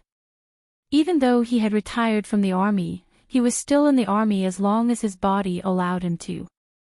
Rows of dark green figures stood tall and straight, like white poplars. They inherited the dedication of the old squad leader from generation to generation. When Yi Zhifan heard the commotion, his eyes darkened. He walked out of Dr. Zhou's office with a sad expression and secretly told Yi Ying, "Old Uncle Zhen has passed away. Yi Qian won't have too much time to pay attention to you. Show your face to the senior officers in the army." "Dad, I know what to do." Yi Ying nodded slightly. The light in her eyes was a little frightening. This was her chance. A chance to push Yi Qian out of the army. Dad said that the army took good care of this wretched girl because of old Uncle General. Now that old Uncle Zhen was gone, this wretched girl would be all alone. And she would have a chance to push Yi Qian out of the army. The senior officers in the army would take good care of her for Dad's sake. Yi Ying was quite confident in herself. She had the looks and talents. She was good at literature and dancing. Her father was the director of the Provincial Construction Bureau. How could she be inferior to Yi Qian? In the past, old Uncle Zhen took care of Yi Qian. That was why this wretched girl had the upper hand. Now that old Uncle Zhen was gone, other than her good looks and her good grades, what other redeeming qualities did she have? Yi Ying's eyes flashed with disdain. She raised her chin arrogantly. So what if she got into the military academy? Without someone to take care of her, she was nothing. Let's see how long she can be arrogant. When she thought about how she would soon replace Yi Qian, Yi Ying was so excited that even her fingers were trembling. However, her expression was the same as Yi Jifan's. She looked sad and even her eyes were filled with tears. Since the senior officers in the army valued old Uncle Jen so much, she couldn't help but cry. Yi Ying, who had lowered her head to gather her emotions, forced tears out of her eyes in less than a second. Her eyes were red, and her expression was miserable. She looked even sadder than Yi Qian. Yi Jifan, who was standing at the door, did not move. His gaze was fixed on Yi Qian, who was holding the portrait in his hands. His expression was so cold that it made his heart tremble. Was he seeing things? Did he see wrongly? Wasn't Yi Qian an ordinary military academy student? How could it be? How could he have a military rank? Impossible. He had already asked around. The military academy graduates were only given the rank of second lieutenant. Yi Qian had not even entered the academy. How could he have become a captain? How did he become a captain? Dad, should we follow behind them? Yi Ying, who did not notice anything, urged him. She could not wait to go out. Yi Jifan turned around and looked at his daughter, whose eyes were red. He then raised his head to look at Yi Qian, who was wearing a military uniform and walking over with a piercingly cold aura. Just a moment ago, he had thought that his daughter would definitely surpass Yi Qian in the future. Now, his heart sank little by little. Could his daughter surpass Yi Qian? Could she surpass Yi Qian? At that moment, Yi Jifan suddenly felt that he was indulging in fantasy. His daughter wanted to surpass him and surpass him. At that moment, he even felt that it was impossible. Other things aside, just based on that aura, his daughter had already lost. Yi Ying saw that her father had not moved and could not help but get anxious. Dad, hurry up and go out. Once they leave, how are we going to get to know those senior officers in the army? If we don't get to know them, all your efforts over the past few days will go to waste. Chapter 1346. Yi Jifan clenched his fists but didn't move. Instead, he blocked the door and didn't allow his daughter to go out. He said in a low voice, "Ying Ying, go back and sit down." Why, Dad? How could Yi Ying accept this? She exploded. This is an opportunity, Dad. You said it yourself, the opportunity is fleeting. If I don't go out, how can I perform well? She thought about how Yi Qian had been in the limelight recently, but she was still waiting for a fruitless announcement. Qin Yi, who had returned to the capital, still hadn't sent her a message. Whether she would succeed or not was still a question mark. Yi Ying didn't have any other thoughts other than wanting to enter the army. Seeing that she had a chance to appear in front of the army's high-ranking officials, she wouldn't miss it no matter what. Seeing that her father didn't move, she gritted her teeth and took a deep breath. She pushed Yi Jifan out and at the same time, she also let herself fall out. Unexpectedly, Yi Jifan, who was behind his daughter, almost fell down. When he steadied himself, he realized that he and his daughter had blocked Yi Qian's path. They were blocking the path of the soldiers who were sending him off. Someone suddenly appeared in front of them. The soldiers who were clearing the way had a fierce look in their eyes. They walked over and blocked with their arms. "Please move aside, thank you." Yi Jifan, who had made a humiliating entrance, quickly adjusted his facial expression. With sadness in his eyes, he looked at the black and white portrait of the old man with a kind smile. "Yi Jian, on behalf of all the villagers. I'll send Uncle off." "Uncle, the villagers couldn't come one by one, so I, Yi Jifan, was sent to send you off." Since he wanted to get to know the high-ranking officials of the army, he had to let them know his name. Yi Jifan glanced around. The moment he saw Commander-in-Chief Xia, he sucked in a breath of cold air. Lieutenant General. He actually had to trouble a Lieutenant General to send him off. Lieutenant General, Senior Colonel, Colonel, and even the soldiers who were clearing the way were all First Lieutenants. Senior Colonel, Colonel, and First Lieutenants were the ones he wanted to make friends with. That Lieutenant General, he had to know him. He wanted to fight for a chance for his daughter to enter the capital's political group. Yi Jifan immediately said, Ying, quickly stand with Yi Qian. Together with Yi Qian, you can send Grandpa Zhen off for the last time. After introducing herself, she quickly arranged for Ying to go over.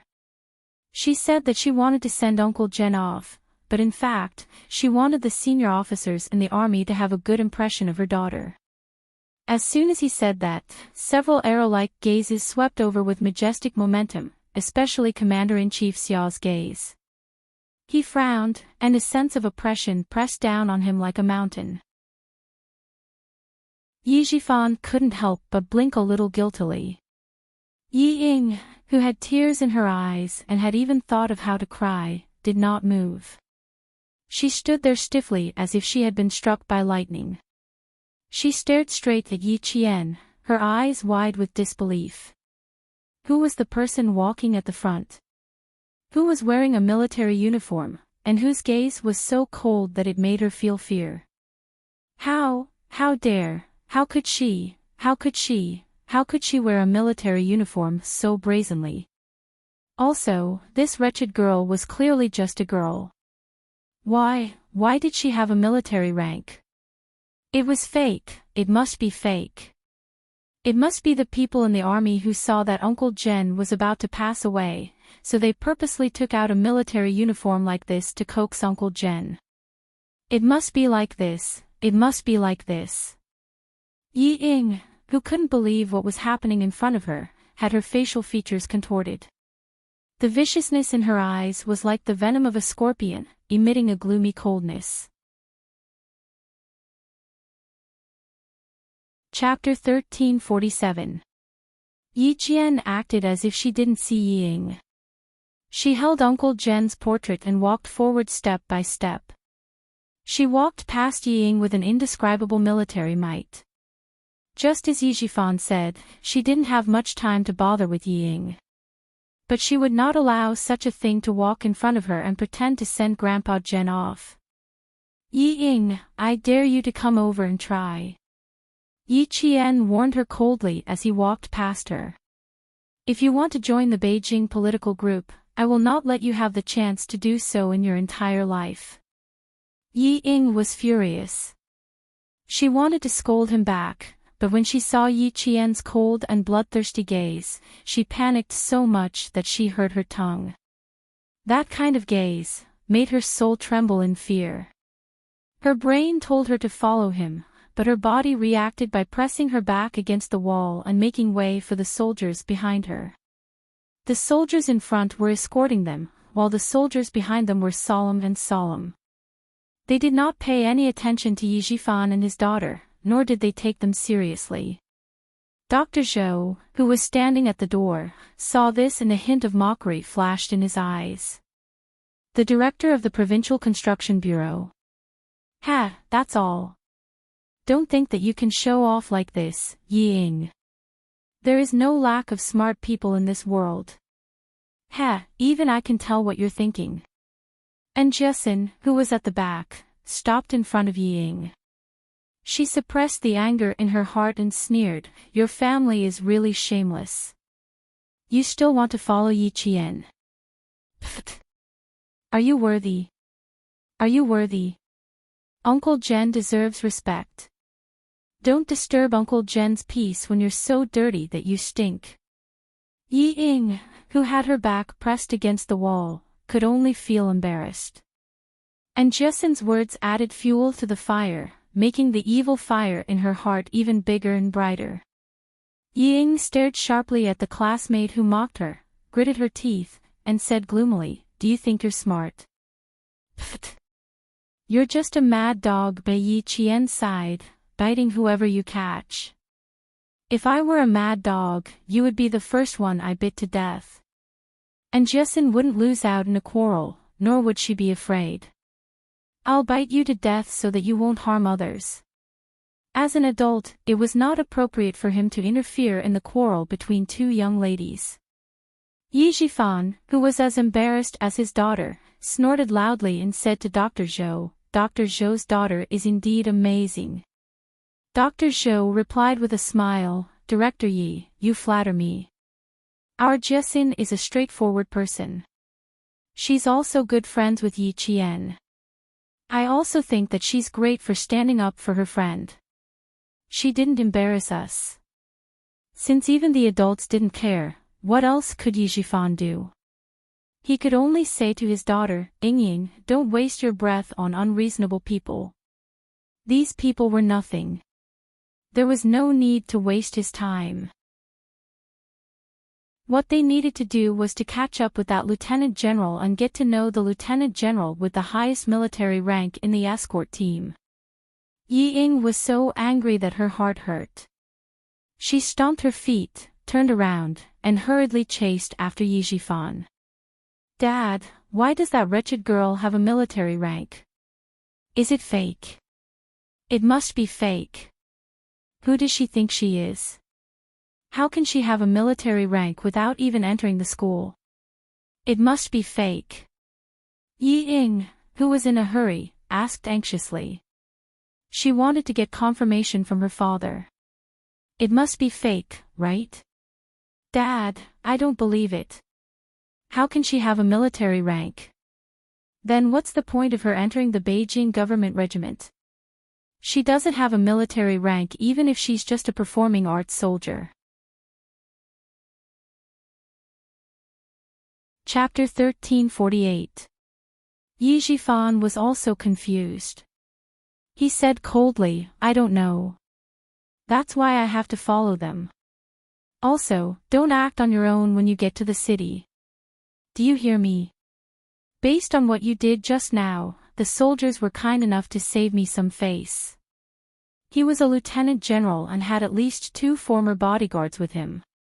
If he rushed out so recklessly, the bodyguards might even pull out their guns. "I'm sorry, Dad. I was too anxious just now." Yi Ying also knew that she was too rash. When she thought of Yi Qian's warning in a low voice, she was so angry that her internal organs hurt. "I'll listen to your orders when we get to the city." Yi Jifan didn't say anything else. He nodded slightly and quickened his pace to catch up with them. After the father and daughter left, and Jessin was anxious. Yi Ying was a bad person. Nothing good would come out of it if she followed them. Jane Eyre would be busy with Grandpa Jen's funeral. She wouldn't have time to care about Yi Ying. No, she had to follow them. She didn't have to do anything else but keep an eye on Yi Ying. "Mom, I'm going to the city. You can send me the tuition fees." And Jessin held her notice tightly and rushed out. She still had to go home to get her luggage and catch the 10:20 a.m. bus to the city. Dr. Zhou, who had long considered his daughter's relationship with Yi Qian, didn't even change out of his white coat. He picked up his wallet and chased after her. "Take your luggage. Go to school directly from the city the day after tomorrow. Remember to bring your train ticket and student ID. Remember to keep your notice properly." And Jessin had been independent since she was young.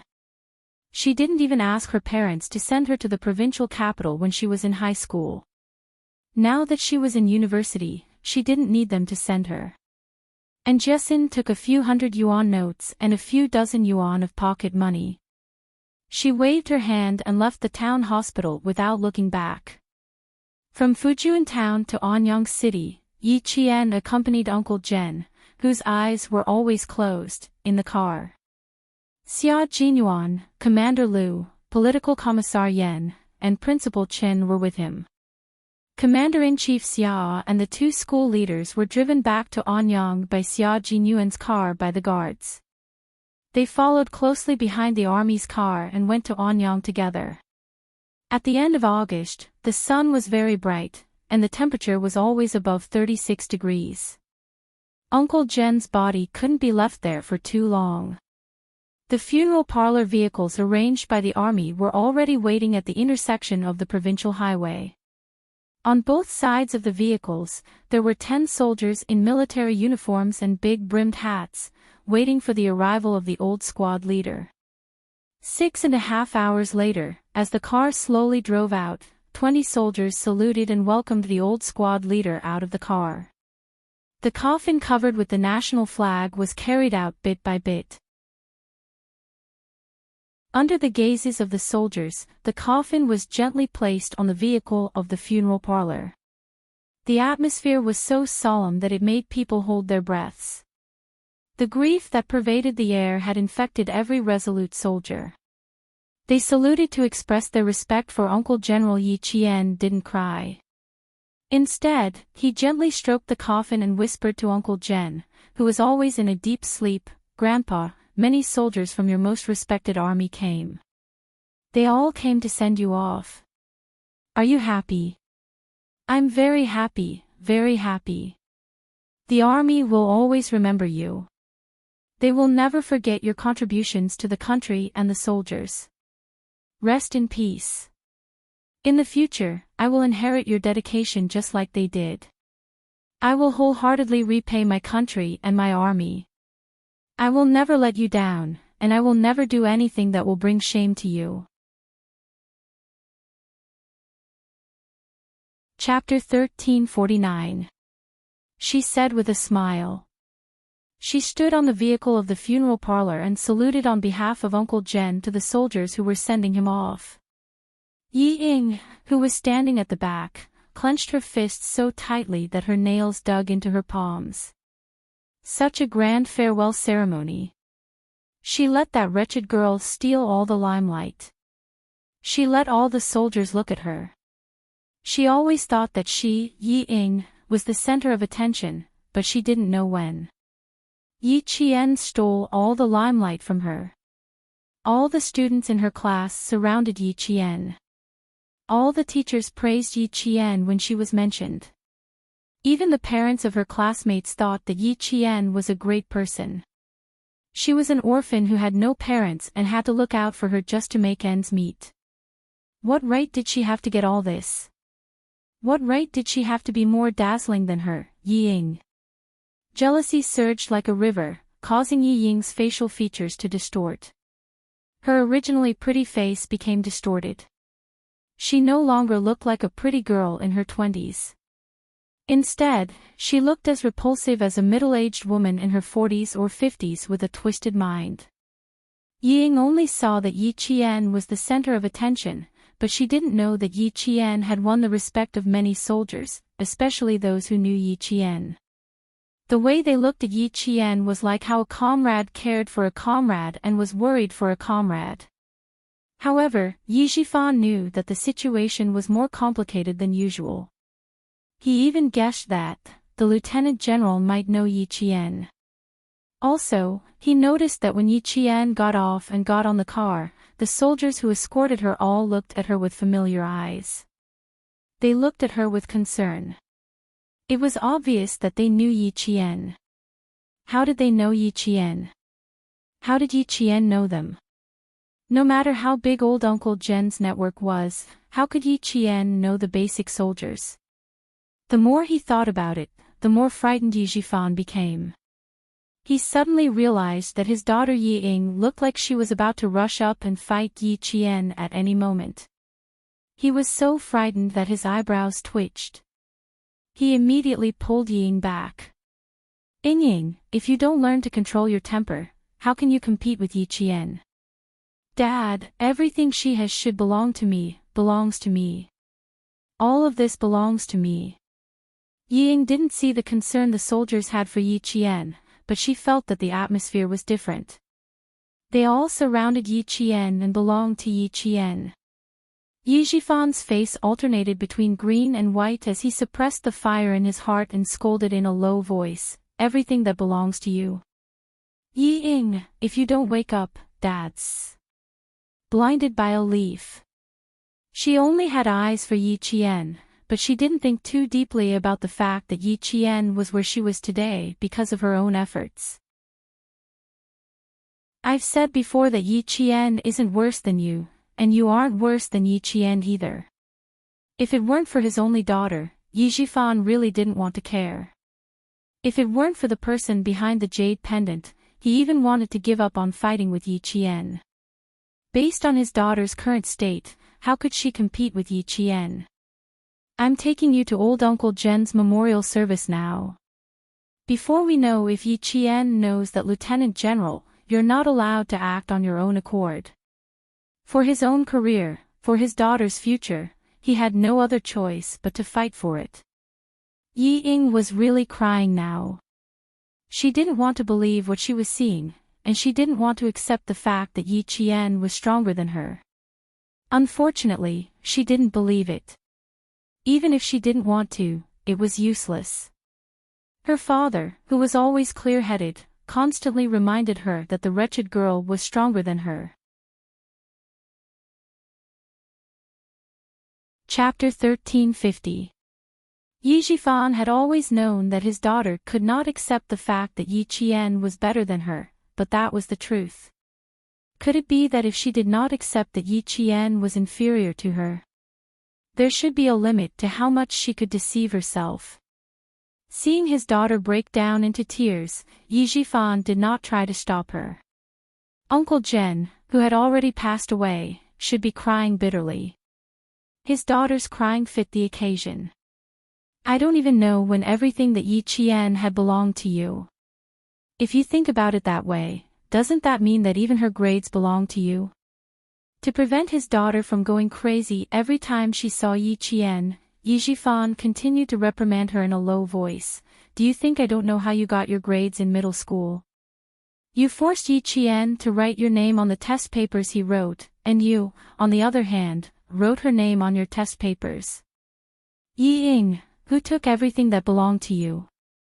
You used to have Yi Qian's grades with a clear conscience. Now, you have the audacity to say that Yi Qian took everything that belonged to you. I worked in town. I knew that your mother spoiled you and let you do whatever you wanted. Yi Ying had never told Yi Zhifan about these things. She had never even mentioned it to Sun Dongxing. When the past was brought up again, Yi Ying, who had been crying loudly, was so shocked that she stopped crying. She even let out a loud burp. How did Dad know this? How did Dad know about this? Yi Ying, who had always been afraid of Yi Zhifan, was shocked. She did not dare to face his anger and cried even louder to avoid being blamed. Yi Zhifan's expression became even colder. You can play tricks with your mother if you want to, but in front of Dad, Yi Ying, you're still too young. You're jealous that Yi Qian is more successful than you right now. Instead of working hard to improve your skills, you're choosing to run away. You're even using some ridiculous excuse that everything that belongs to Yi Qian should belong to you. Yi Ying, it's fine if you say these words to father, but how dare you say it outside and embarrass yourself? You know my temper. The last sentence made Yi Ying tremble. She nodded her head vigorously with tears in her eyes. She no longer dared to say anything that would make her feel comfortable and find some excuse to balance out her jealousy.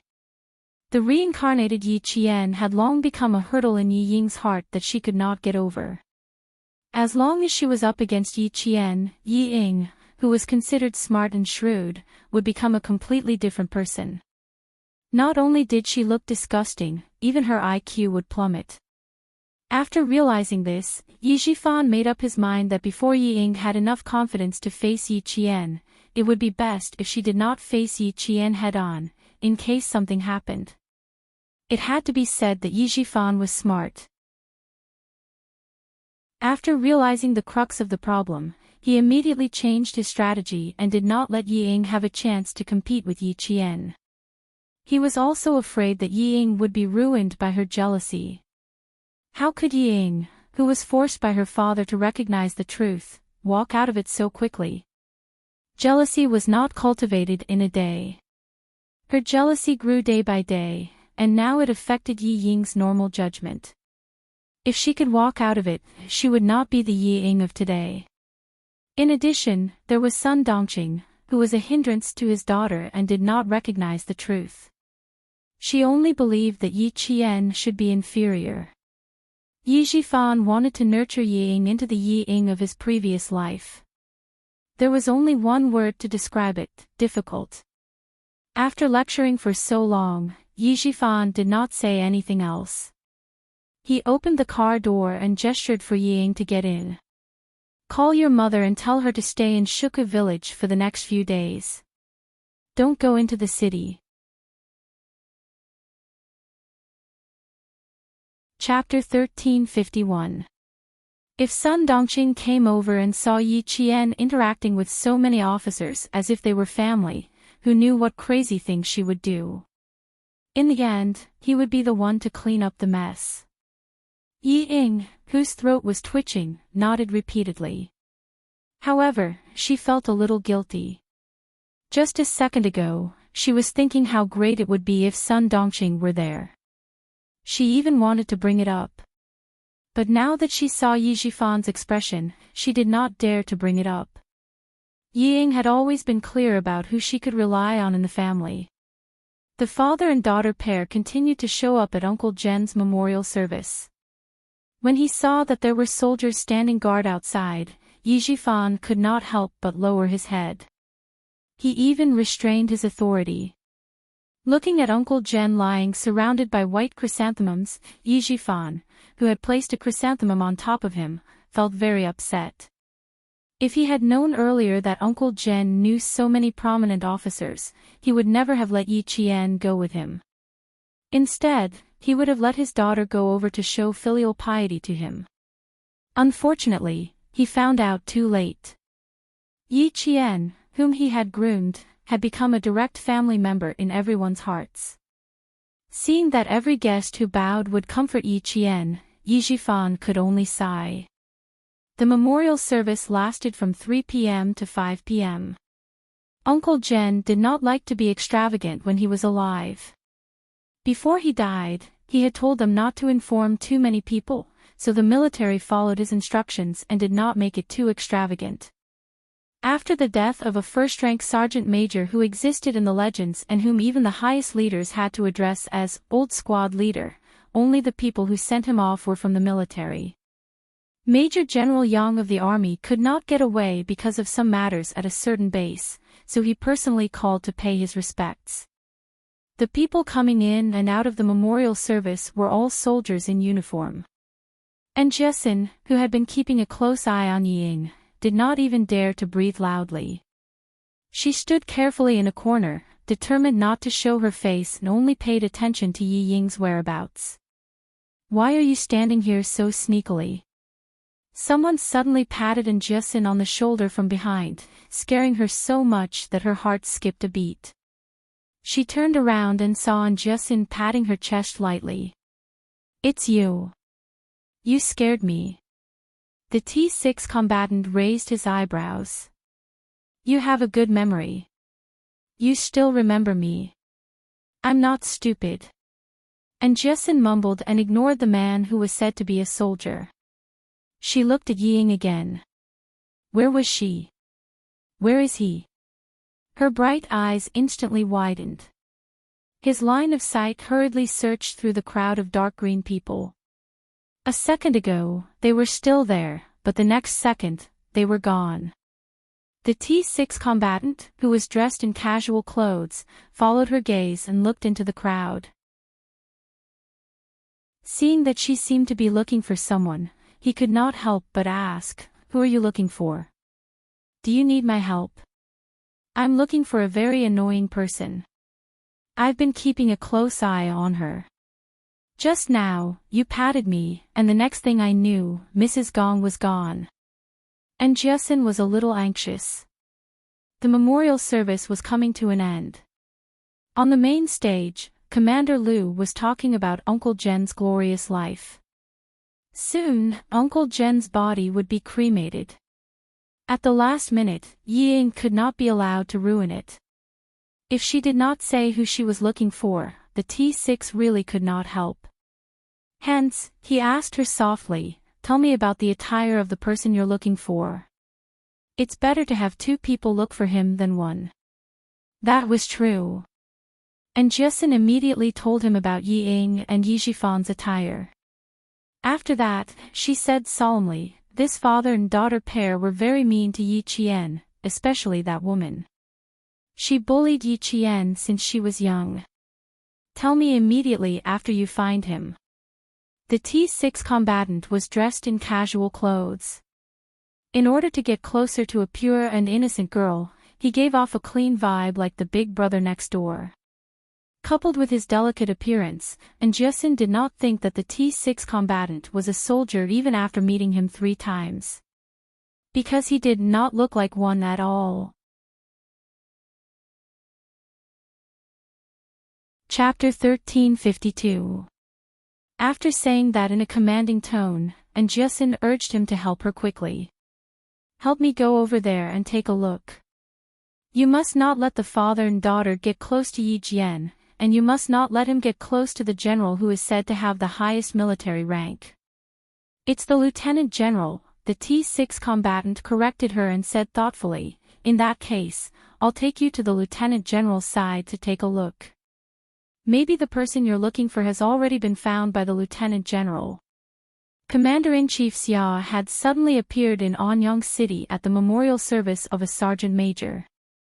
There would definitely be people who needed to find some free time to greet him.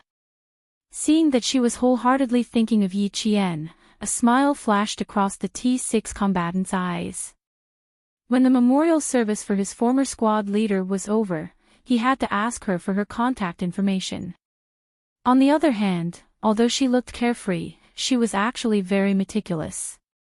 The first time they met on the last day of the college entrance examination, he did not manage to get any personal information out of her. The second time he followed Xia Jinyuan to Fujian town and bumped into her in town. Similarly, there was nothing wrong with her. Instead, she stared at him with a look that said, "You're a bad person. I won't fall for your tricks." It made him quickly reflect on whether she had discovered his intentions. Asking for her contact information on the third time they met. This should not be considered rapid progress, right? The T6 combatant thought to himself as he led Jason over to Commander-in-Chief Xia. Before he could get close, he heard Jason grinding her teeth. How shameless! How shameless can you get? Yi Qian couldn't get away, so these two shameless people came over to try to get close to him. This won't do. I have to expose those two hypocritical faces. I can't let them get close to him. Yi Ying still wants to enter the army with her looks. Don't bring shame to the army. And Jason did not treat Yi Ying's family well at all. Her tone was so disgusted that the T6 combatant could not help but look askance at her. You hate those two very much? The T6 combatant, who was not too sure, asked. Asking more meant that he knew more about her and knew more about her. So much so that you don't want to see them. And Jason glanced at the young man who kept talking to her. If she rushed over so recklessly, the lieutenant general with the highest military rank would probably ignore her. You know that lieutenant general? If she did not want to cause any trouble, it was best to get a referral. He did know Commander-in-Chief Xia. He had even received the medal personally given to him at the commendation ceremony. The T6 combatant nodded. I do. If you're looking for those two people, I can take you there. Calm to hear what they have to say. Yi Jian and Xia Jinyuan didn't notice that Yi Jifan had brought Yi Ying to find Commander-in-Chief Xia. After Commander Liu, whose eyes were red, finished his eulogy, a platoon leader and 10 soldiers took off their military caps and bowed to the old platoon leader. They were the last soldiers to mourn. Everyone, take off your hats. It was the final farewell. Commander-in-Chief Xia did not listen to what Yi Jifan had to say. He took off his hat with a solemn expression. He stared at the old squad leader lying in the white chrysanthemum bushes and bowed once, twice, thrice. Yi Jifan was getting a little anxious. The coffin would be carried away soon, and this lieutenant general would probably be leaving as well. But he had not made any connections with him yet.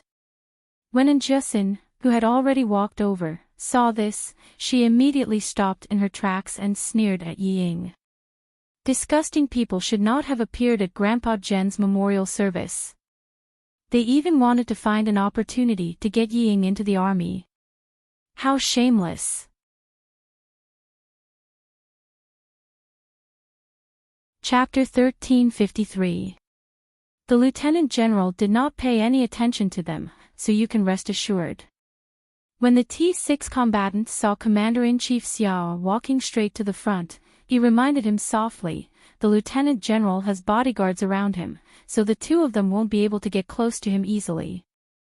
As for how the two of them would get close to him, the T6 combatant's eyes darkened slightly. He would have to mention this to Xia Jinyuan. No one at the scene moved around as they watched the 8 lieutenants raise the coffin covered with the national flag again. Meanwhile, Yi Qian, who was holding Uncle Jen's black and white portrait, could not help but clench his fists. Uncle Jen, who had chosen to be cremated, would end up lying in a small urn before being sent to the cemetery of martyrs to rest in eternity. From now on, she would no longer see the old man who would accompany her all the way to the village entrance and only return home when she could no longer be seen.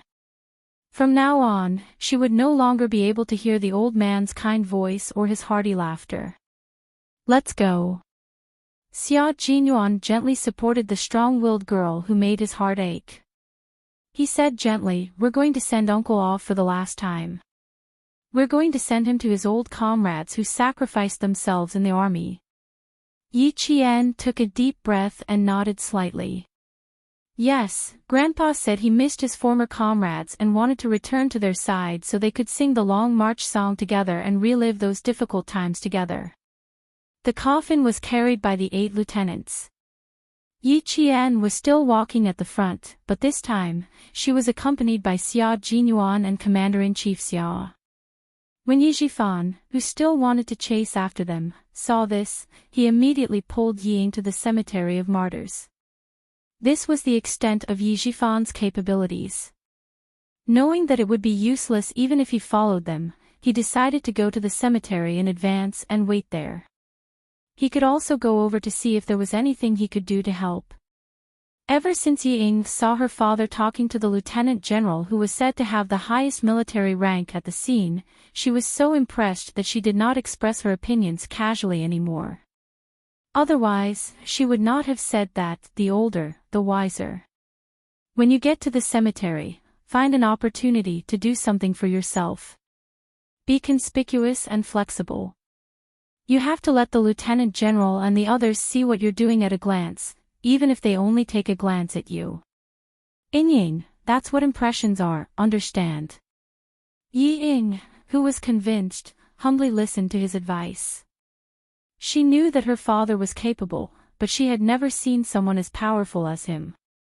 When the governor's gaze swept over, her knees went weak and she almost fell. But what about Dad? He could even talk to a lieutenant general. Yi Ying's heart was filled with pride. If she could establish a relationship with the lieutenant general, she would definitely have no problem entering the capital's political group. At that time, she would teach Yi Qian a lesson. His heart was filled with hatred. He did not know where his confidence came from. Everything that had happened today had cast a shadow over Yi Ying's heart. Now, whenever she thought about how Yi Qian had a military rank even though he hadn't joined the army, she was so angry that her heart hurt. At 6 o'clock, Yi Qian came to the cemetery of martyrs with an urn covered with a folded national flag. He walked step by step to the grave where Uncle Jen was buried, only to find that, even the tombstone had been carved. Uncle knew that he couldn't make it. He even hid it from me and had Commander Liu and Political Commissar Yen prepare for his funeral. He didn't want you to be sad. Principal Chen's voice was so hoarse that it sounded like wind. It was so hoarse that one had to listen carefully to hear what he was saying. After the last handful of soil was filled in, the kneeling Yi Qian's eyelashes trembled slightly. He tried hard to suppress his trembling voice and said with a smile while crying, "Grandpa was afraid that I would be distracted during training. He endured it even when he was sick."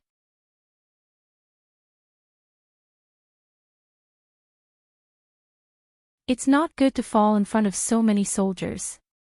The T6 combatant naturally succeeded. Meanwhile, Yi Qian completely ignored Yi Jifan, who was trying to worm his way into being friends with her.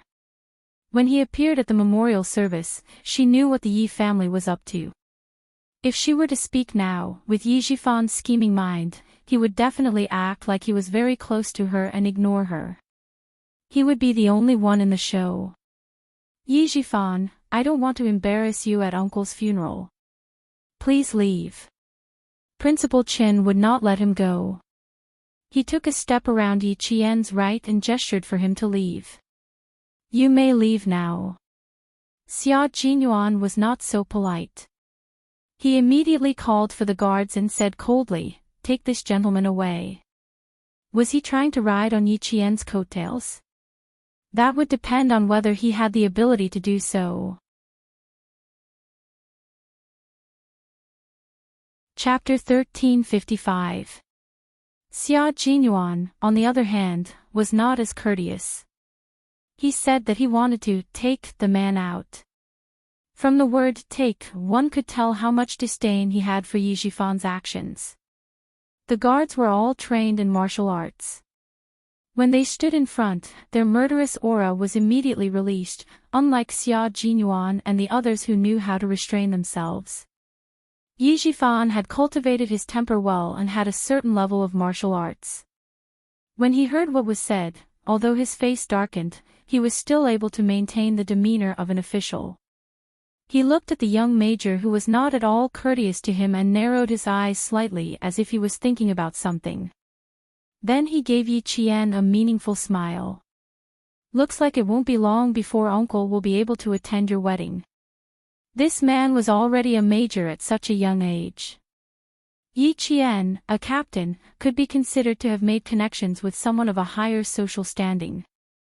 If the major was just an ordinary major, it would have been fine.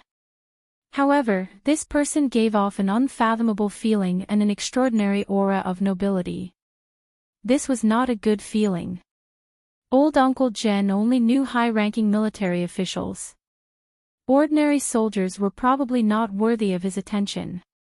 Yi Jifan was afraid that the major in front of him was the son-in-law that old Uncle Zhen had carefully selected for Yi Qian. Her ability was already higher than Yi Ying's, and now she had a powerful and influential son-in-law.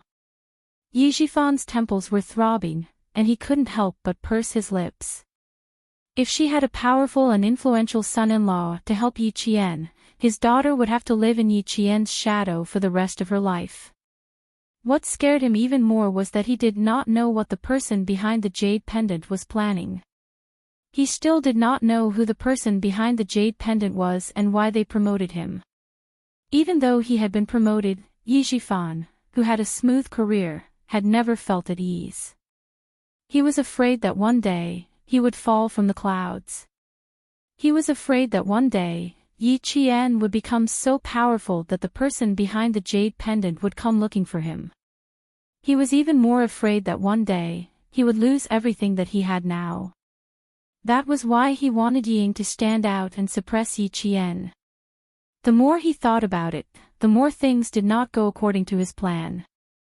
Seeing the officers and soldiers who put down their chrysanthemums all softly say, "Take care, restrain your grief," to Yi Qian, Yi Jifan's heart could not help but thump. Commander-in-Chief Xia looked at everything coldly and asked Lu Tuan, the Yi Jifan, has he stopped? Ever since he found out that his son had taken a fancy to a high school student, Commander-in-Chief Xia, who didn't seem worried on the surface, had actually asked about Yi Qian's family situation. Therefore, he still knew who Yi Jifan was. It was just that today, he was meeting him in person, while the information he received was a photo. I heard from old Chin that he wants to send his daughter to the Beijing political regiment. You know that even though the Beijing political regiment is an arts regiment, the threshold is many times higher than that of a normal soldier. Since the commander-in-chief had asked personally, Lu Tuan told him everything that he had heard recently. Yi Jifan's daughter is indeed suitable to enter the arts regiment. Unfortunately, she was diagnosed with heart disease in middle school. During the military training in the second year of high school, she caused a scandal in the provincial anti-chemical regiment. Her personal and overall performance during the military training will be recorded. With heart disease and a stain on her record, it will be difficult for her to even enter the arts regiment in the army, let alone the Beijing political regiment. Yi Jifan himself knows this, so he tried to use his connections to get his daughter in. Because of Yi Qian, Lu Tuan and political commissar Yan would also pay attention to Yi Jifan's movements. Chapter 1356. I heard that he has now been promoted to the position of Chief of the Construction Bureau. It seems that his personal ability is not bad. Commander-in-Chief Xiao's focus was only on Yi Jifan himself. As for a daughter with a heart condition and a tainted record wanting to enter the Beijing political group, it was a fool's dream. However, it was not impossible. Commander Lu's face was a little gloomy. He replied in a low voice, "He is indeed not bad. Moreover, his political achievements are outstanding. He is cautious and does not have the corrupt style of officialdom. It was just that the speed of his promotion was a little shocking, especially the speed of his promotion in the past 5 years. It was unbelievably fast. Cautious and does not have the corrupt style of officialdom." Commander-in-Chief Xiao raised his voice a little. There was a hint of unusualness in it. "Jinggua, I'm afraid you are only looking at the surface." Jinggua, Commander Lu's name. Judging from the speed of his promotion, it is true that he is cautious and does not leave any evidence that can be used against him. But as for his style, that's a question mark. If he was truly upright, he wouldn't have such crooked ideas. At the memorial service, he used his identity as the representative of the villagers of Shuku village to bypass the guards and was introduced to him by the mayor of Fujian town. From this, it could be seen that this person was indeed cautious and did not leave any room for criticism. Because he left the criticism to others. The mayor of Fujian town also said at the time, "Director Yi is too cautious. He is clearly representing the entire village to attend the old squad leader's memorial service, but he did not go up to deliver the eulogy. Lieutenant General, if I did not stop him just now, Director Yi would have left with his daughter in advance." The private jet landed in Fujian town. As the mayor, he naturally had to show up. There were also some arrangements that needed the mayor to make. In this way, the mayor of Fujian town spoke to Commander-in-Chief Xiao. As for how the mayor of Fujian town found out that a senior provincial official was at the memorial service and was about to leave with his daughter, only Yi Jifan knew about this series of coincidences. In front of him, Yi Jifan cleverly spoke up for himself. "I am really sorry to disturb you, Lieutenant General. I wanted to leave earlier, but I didn't expect the mayor to stop me." After he finished speaking, he revealed a bitter smile. If Commander-in-Chief Xia hadn't learned about Yi Qian's family background in advance, he would have thought that it was the mayor of Fujian town who had acted rashly and not Yi Jifan. Letting someone else play the role of the bad guy while keeping the image of the good guy for himself. He was being overly cautious. Regiment Commander Lu did not have much contact with Yi Jifan. The few times they met, it was all because of Yi Qian. Thinking about the relationship between Yi Qian and Xia Jinyuan, and the fact that she was the daughter-in-law of the commander-in-chief, Regiment Commander Lu thought for a while and said, "Yi Jifan is not a simple person, and his daughter has always been targeting Yi Qian. She always made things difficult for Yi Qian in school. We have also communicated with Yi Jifan himself, but the result was the same. Commander-in-Chief, with all due respect, if his daughter really joins the army, I'm afraid it will be detrimental to Yi Qian. Do you think we should ask the military or local authorities to keep an eye on this? Like father, like daughter. The key was the last sentence, like father, like daughter. If the father was so good at currying favor, the daughter would definitely learn from him. I will keep an eye on it. Commander-in-Chief Xia nodded. His gaze fell on the cemetery where the old squad leader was buried. He said, "Thank you for taking care of the old squad leader and Yi Qian. In the future, Yi Qian will be handed over to Xia Jinyuan to take care of. As for you guys, if you have time, come over to toast the old squad leader and tell him that Yi Qian is doing well."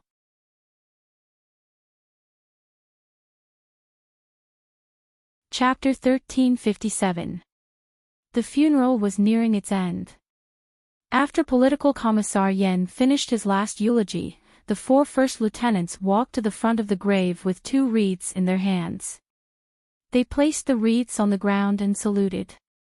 All the soldiers saluted the old squad leader for the last time as well.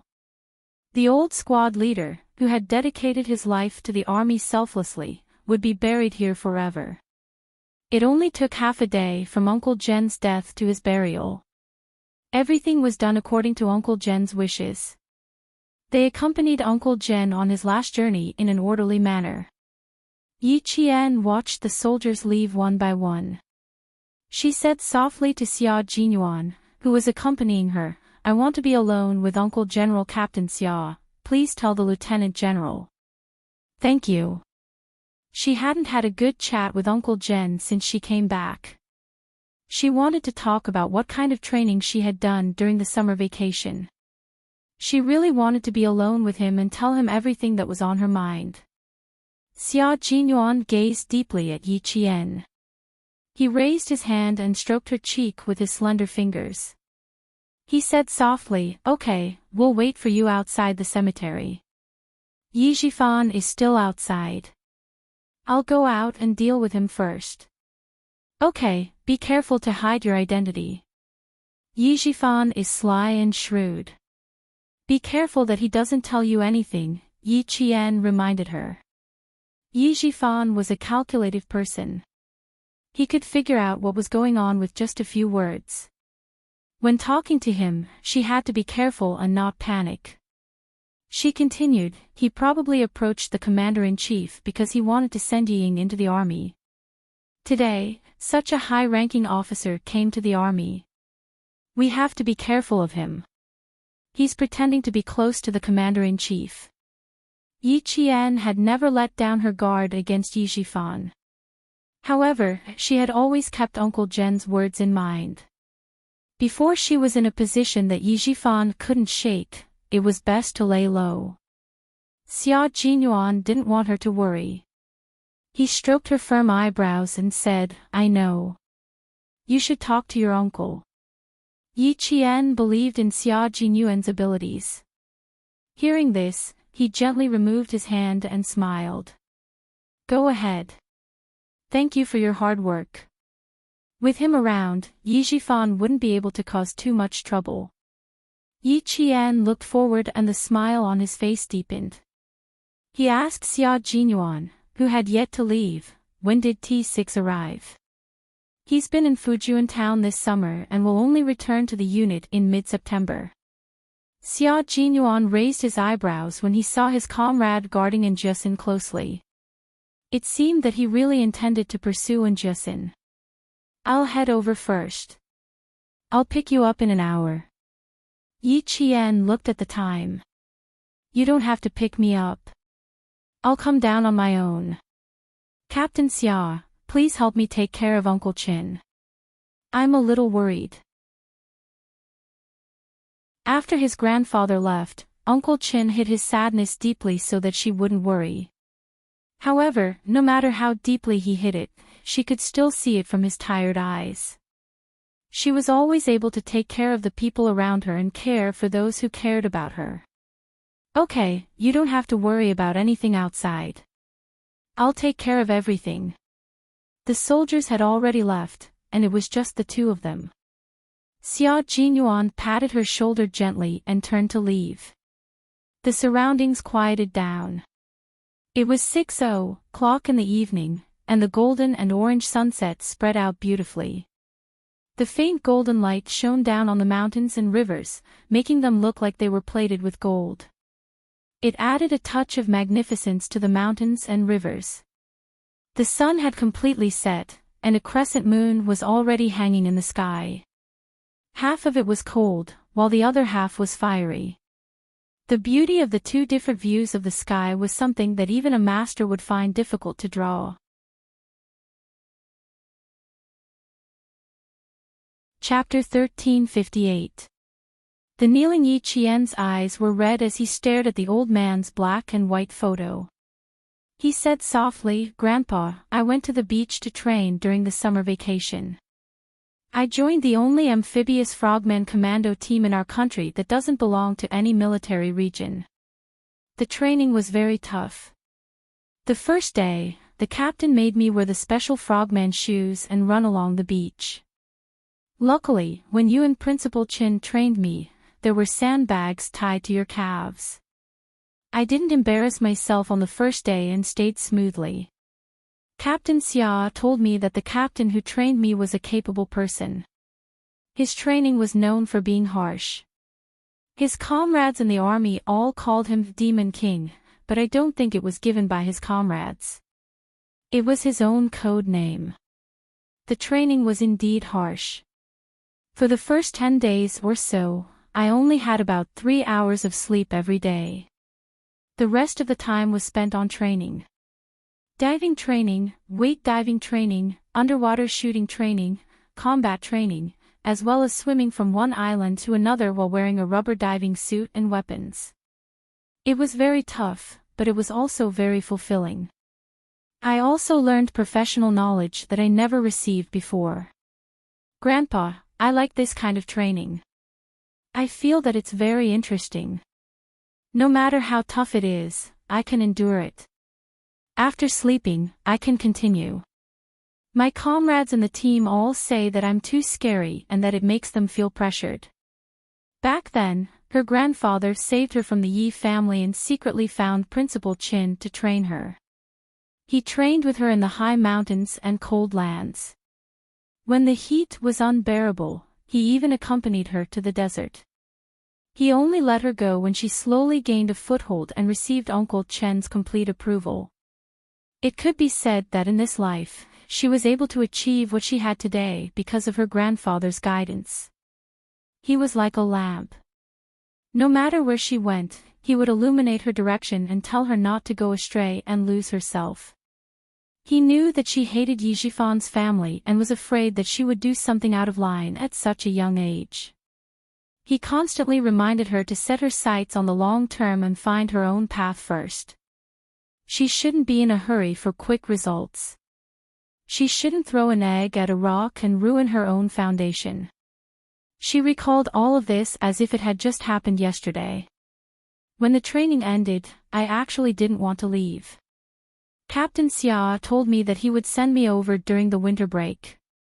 He also told me that I probably won't have much time to go home during my 4 years in the military academy. I have to train during both holidays. Grandpa, I feel like the army wants to train me to be a frontline special forces soldier. I also want to become a special forces soldier like Captain Xia and the others. I want to be able to return home bathed in blood and leave with a smile. Yi Qian said what was on her mind. Even though there was no response from the old man, just looking at the kind smile in the old man's photo, Yi Qian felt that the old man who had always loved her had never left her side. Yi Ying's faint screams could be heard from the foot of the mountain. Yi Qian chuckled and said, "Grandpa, being in the special forces should be tough. Captain Xia often reminds me that my current training is all basic training. Tell me, what is the real training like? I really want to see what the real special forces training is like. So, Grandpa, I definitely won't let you down." She touched the tombstone gently, and the cold touch made Yi Jian's eyes tremble slightly. Grandpa had left, but she would always remember the words he left behind. No matter when, she would never do anything to disappoint her grandpa, no matter what.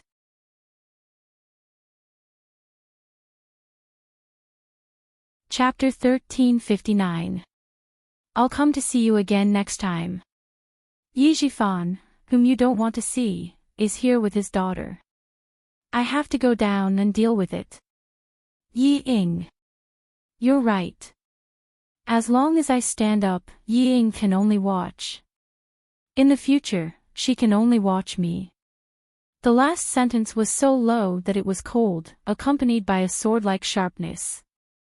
Every word was like a sword, and every word was sharp. Yi Ying, who was being dragged away, could not break free from Enjussen's grip no matter how hard she struggled. In addition, there were soldiers passing by from time to time. She did not want to make a fool of herself, so she did not dare to struggle too much. Enjussen took advantage of this and pulled her with all her might. She did not stop talking. I know you're shameless, but I'm still saving you some face. Don't thank me. I'm only helping you this time because your surname is Yi. Hearing Enjussen's mocking words, Yi Ying wanted to scold her back several times. However, when she thought of Yi Jifan's instructions, she held herself back. Enjussen pulled her to the bottom. When she was about to pull her out, Yi Ying panicked and said in a sharp voice, Enjussen, if you don't let go of me, don't blame me for being rude. Just do whatever you want to me. I'll wait. Enjussen was not afraid of her threat at all. She shouted, don't be polite with me. Just do whatever you want. Let everyone see if you can't enter the army with your morals. Can you be a soldier in the military? Also, didn't you say that you have a heart condition? I've never heard of anyone with a heart condition joining the army. Yi Jifan, who had chased after them, happened to hear this. He stared at Enjussen with a murderous look. Student, can I trouble you to let go of Yi Ying's hand first? I think you must be tired after dragging her all the way here. The T6 soldier turned around and said with a faint smile, Sir, don't be too nervous. Enjussen doesn't mean any harm. She's just reminding you out of kindness. She's right. Those with a heart condition, regardless of gender, are not eligible for the army. Ying, come here. Yi Jifan did not want to say more because he knew very well that his daughter did not have a heart condition. Enjussen let go of her hand and retorted, Chief Ying wants to enter the army, but our class says that it's impossible. If she really enters the army, it will be big news in Fujian town. In any case, he was an official. How could Yi Jifan quarrel with a child? He smiled and said, you kids always like to worry about things that have nothing to do with you. Uncle will take you youngsters, play by yourselves. The lieutenant general hadn't left yet, so he had to hurry over. Fortunately, the mayor of Fujian town was with him. Otherwise, he wouldn't have an excuse to meet the lieutenant general. He lowered his head and said to Yi Ying, you did well just now. You didn't argue with her. When they meet the lieutenant general later, don't mention these messy things. Just properly express your yearning for the army and respect for the soldiers. As for the rest, Dad will arrange it. And Xixin's expression changed when she saw that the father and daughter still wanted to get closer. It was the T6 soldier who saw Xia Jinyuan and Yi Qian come down together and reminded her, all right, you've completed your mission today. Leave the rest to Yi Qian and her boyfriend. Enjussen, who did not chase after them, stared at the backs of the father and daughter of the Yi family and gritted her teeth. How can there be such shameless people? They're so disgusting that I want to vomit. You worry too much. She'll handle Yi Qian's matter. The T6 soldier wanted to kidnap her, so he thought about taking her away first. I saw that you brought your luggage here. Where's your luggage? Where did you put it? Yi Qian still has to go back to Shuka village. You don't know how to do that, do you? Go directly to school.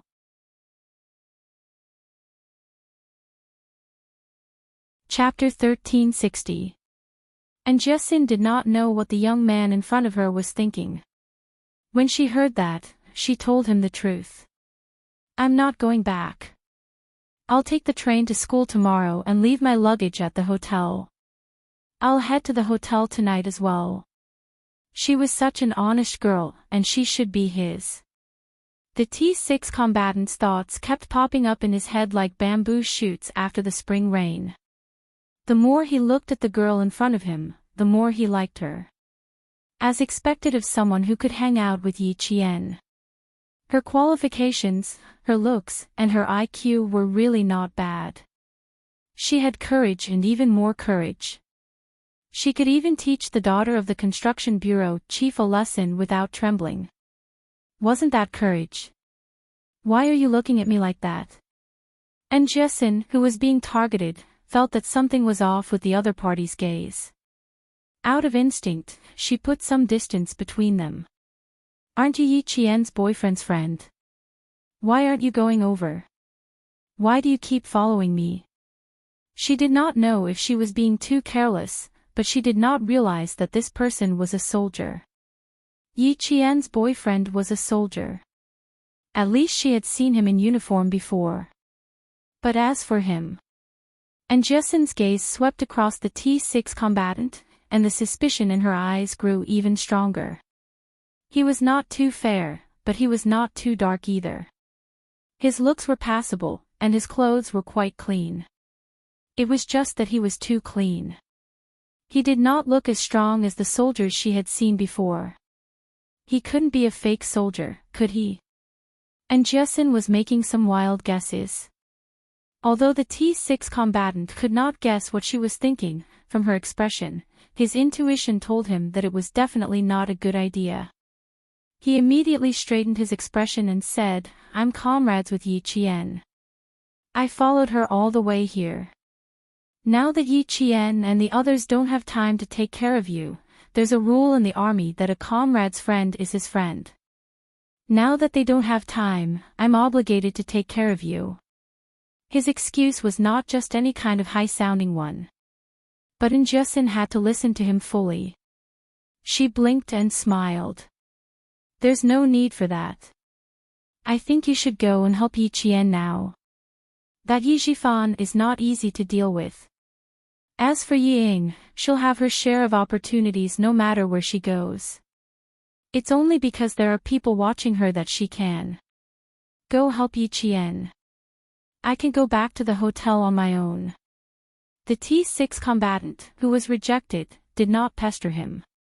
He nodded and said, Yes, I'm only planning to drive you to a place where you can take a ride. It's not easy to take a ride here. It's not safe for a girl like you. And Jessin's face was burning. She had made a mistake. Oh. Thank you, thank you. Yu replied sheepishly, his face burning even hotter. Fortunately, her face was not red. Even if her face was burning, it would still be the same color as usual. There was no other way. Her skin belonged to the healthy category, and no one could tell that it was red. The T6 combatant, who was laughing so hard in his heart, turned around and made a gesture to signal that he would leave first before leaving with Jessin, regardless of whether Xia Jinyuan had seen it or not. Xia Jinyuan was happy to see his comrade leave with Jessin without needing him to respond. The corners of his mouth curled up slightly. Good heavens, another guy who forgets his comrade over his lover. Yi Qian, I won't stop you from doing whatever you want. I won't care what you want to do. But don't you think it's time for you to give way to me? Yi Jifan's expression did not look too good as he spoke. There was anger in his voice as he said, I'm representing the entire village to attend Uncle Jen's funeral. No matter how much you hate us, you can't be rude. How dare you be so impudent when Uncle Jen just passed away? Yi Qian, Are you trying to disappoint Uncle Jen?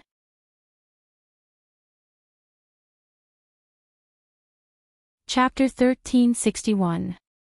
Yi Jifan, who had been busy for a week, naturally could not leave so easily. Bringing up Uncle Jen in this situation was also a warning to Yi Qian not to go overboard.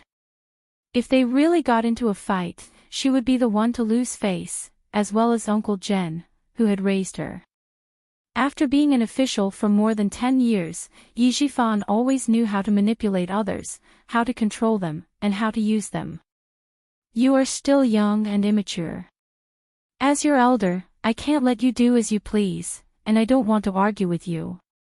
Yi Jifan really did not want to argue. He was afraid that if they argued, he would be the one to suffer. Facing reality, Yi Jifan, who knew how to adapt to reality, lowered his voice and even his arrogance. Yi Qian, leave with your friend. Don't embarrass each other. He clearly did not want to embarrass her, but after what he said, it became that he would embarrass Yi Qian. Inverting right and wrong had always been Yi Jifan's way of doing things. In her previous life, Yi Qian had suffered a lot at his hands. It was not her fault, but it became her fault. After hearing so much, even she herself believed that everything was her fault and had nothing to do with them. In this life, every time Yi Jifan inverted right and wrong, Yi Qian, who had walked out of the shadows, could not help but find it funny. It's a pity that Mr. Yi is not a crosstalk actor. Yi Qian smiled slightly. In his eyes, Yi Qian was indeed amazing. Even old Madame Yi could not win over her. But no matter how amazing she was still an 18 or 19-year-old girl.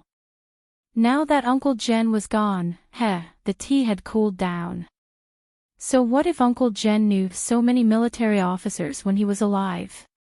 Yi Qian was just a military academy student now. Being a military academy student might sound impressive, but where would one not need connections in this day and age?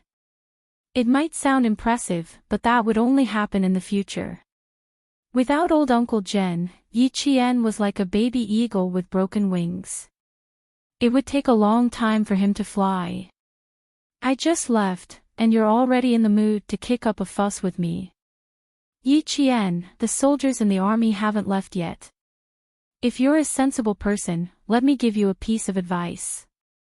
Be sensible and stay out of other people's business. After he finished speaking, he looked at Xia Jinyuan. This young man had been by Yi Qian's side since the beginning. He had handsome features, thin lips, and handsome eyes.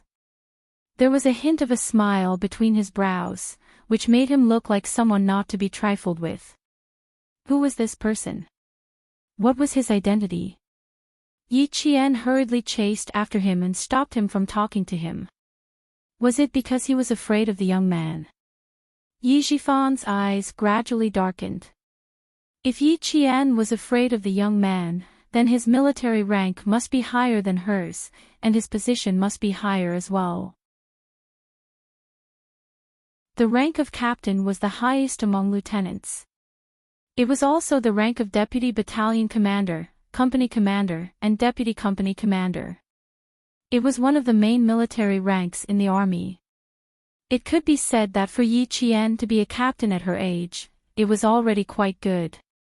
Since the young man made her feel afraid, his military rank must be at least a colonel, and the highest, a senior colonel. However, he didn't look old, so it was unlikely that he was a senior colonel. Lieutenant colonels and majors were more likely to be older.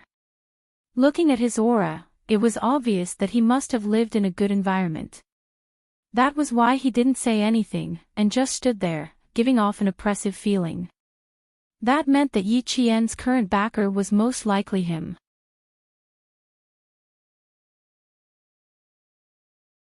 Chapter 1362. That's right, the woman was pretty and was a student from a famous military school. The man's image and temperament were even better, and his military rank was either colonel or major. It had to be said that Yi Qian had a good eye for choosing a boyfriend. He wasn't afraid of colonel or major ranks, but he was afraid that the other party had military power behind them. Thinking of this, Yi Jifan immediately restrained the coldness on his face. Yi Qian couldn't help but laugh. See, Yi Jifan must be guessing Captain Xia's identity. Then he thought of something and hurriedly added another layer of hypocrisy to prevent himself from doing something that would leave a bad impression. Mr. Yi, the person my grandfather didn't want to see the most when he was alive was you, because the old man knew that you were someone who wouldn't do anything without benefits, Yi Qian said calmly. Yi Jian said calmly. Her words made Yi Jifan's expression change drastically. Mr. Yi, you suddenly appeared at my grandfather's funeral. I'm sure you're here for profit again. As for benefits. Facing Yi Jifan's cold gaze, Yi Qian glanced at Yi Ying, who was currently staring at Xia Jinyuan. Mr. Yi, you want to send Yi Ying into the Beijing political group. You have quite the appetite. Xia Jinyuan loved Yi Qian's ruthlessness towards his enemies.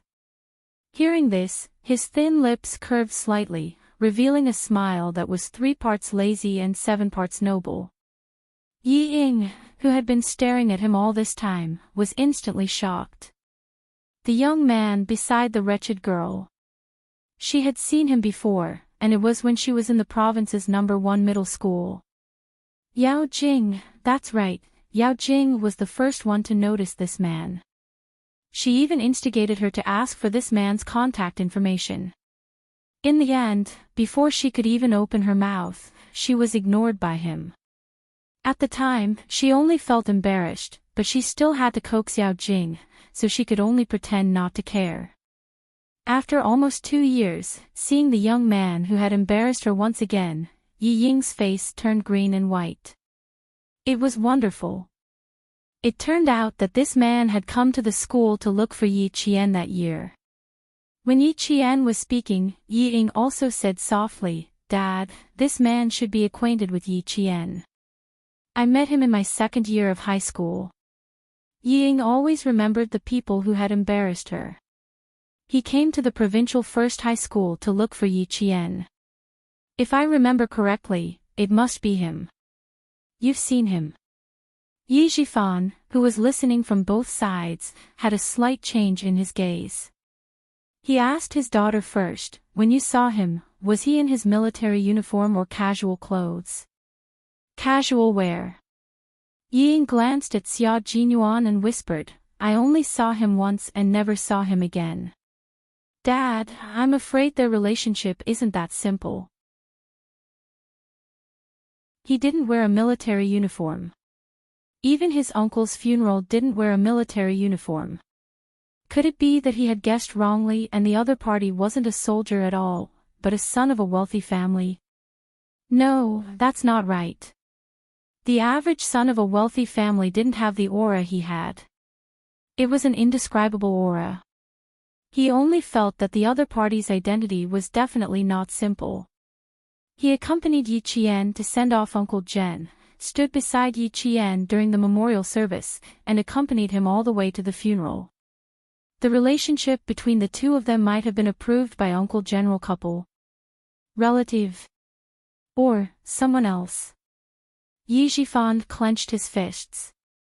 This man must have a background. His background must be extraordinary. Investigate, he had to investigate. He would only be relieved when he found out. Yi Qian, I'm your uncle. You don't know how to respect your elders in front of your friend. Aren't you afraid that he'll make fun of you? Aren't you worried that your friend's family won't accept you? He had to investigate, but he had to test the waters first.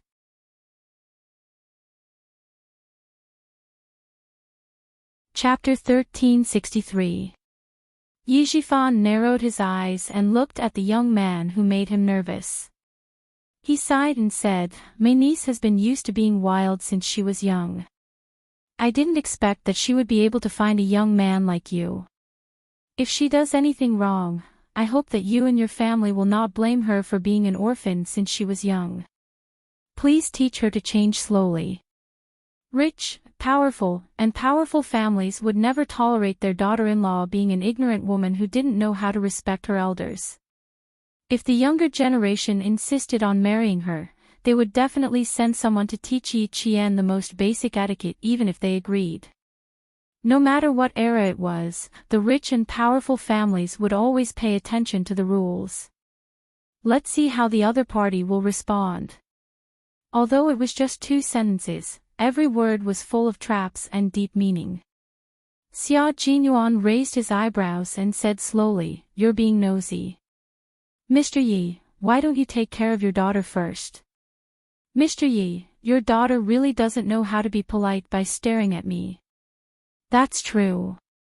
I don't think that someone like Mr. Yi who likes to casually recognize his relatives will be able to raise any good children. Unlike Yi Qian, although his words are a little harsh, they are all true. He is a little straightforward, but he is very sincere. He also follows the rules and knows how to follow the wishes of his elders. He prevents people whom he doesn't like from appearing. Compared to Mr. Yi, Yi Qian knows the rules too well.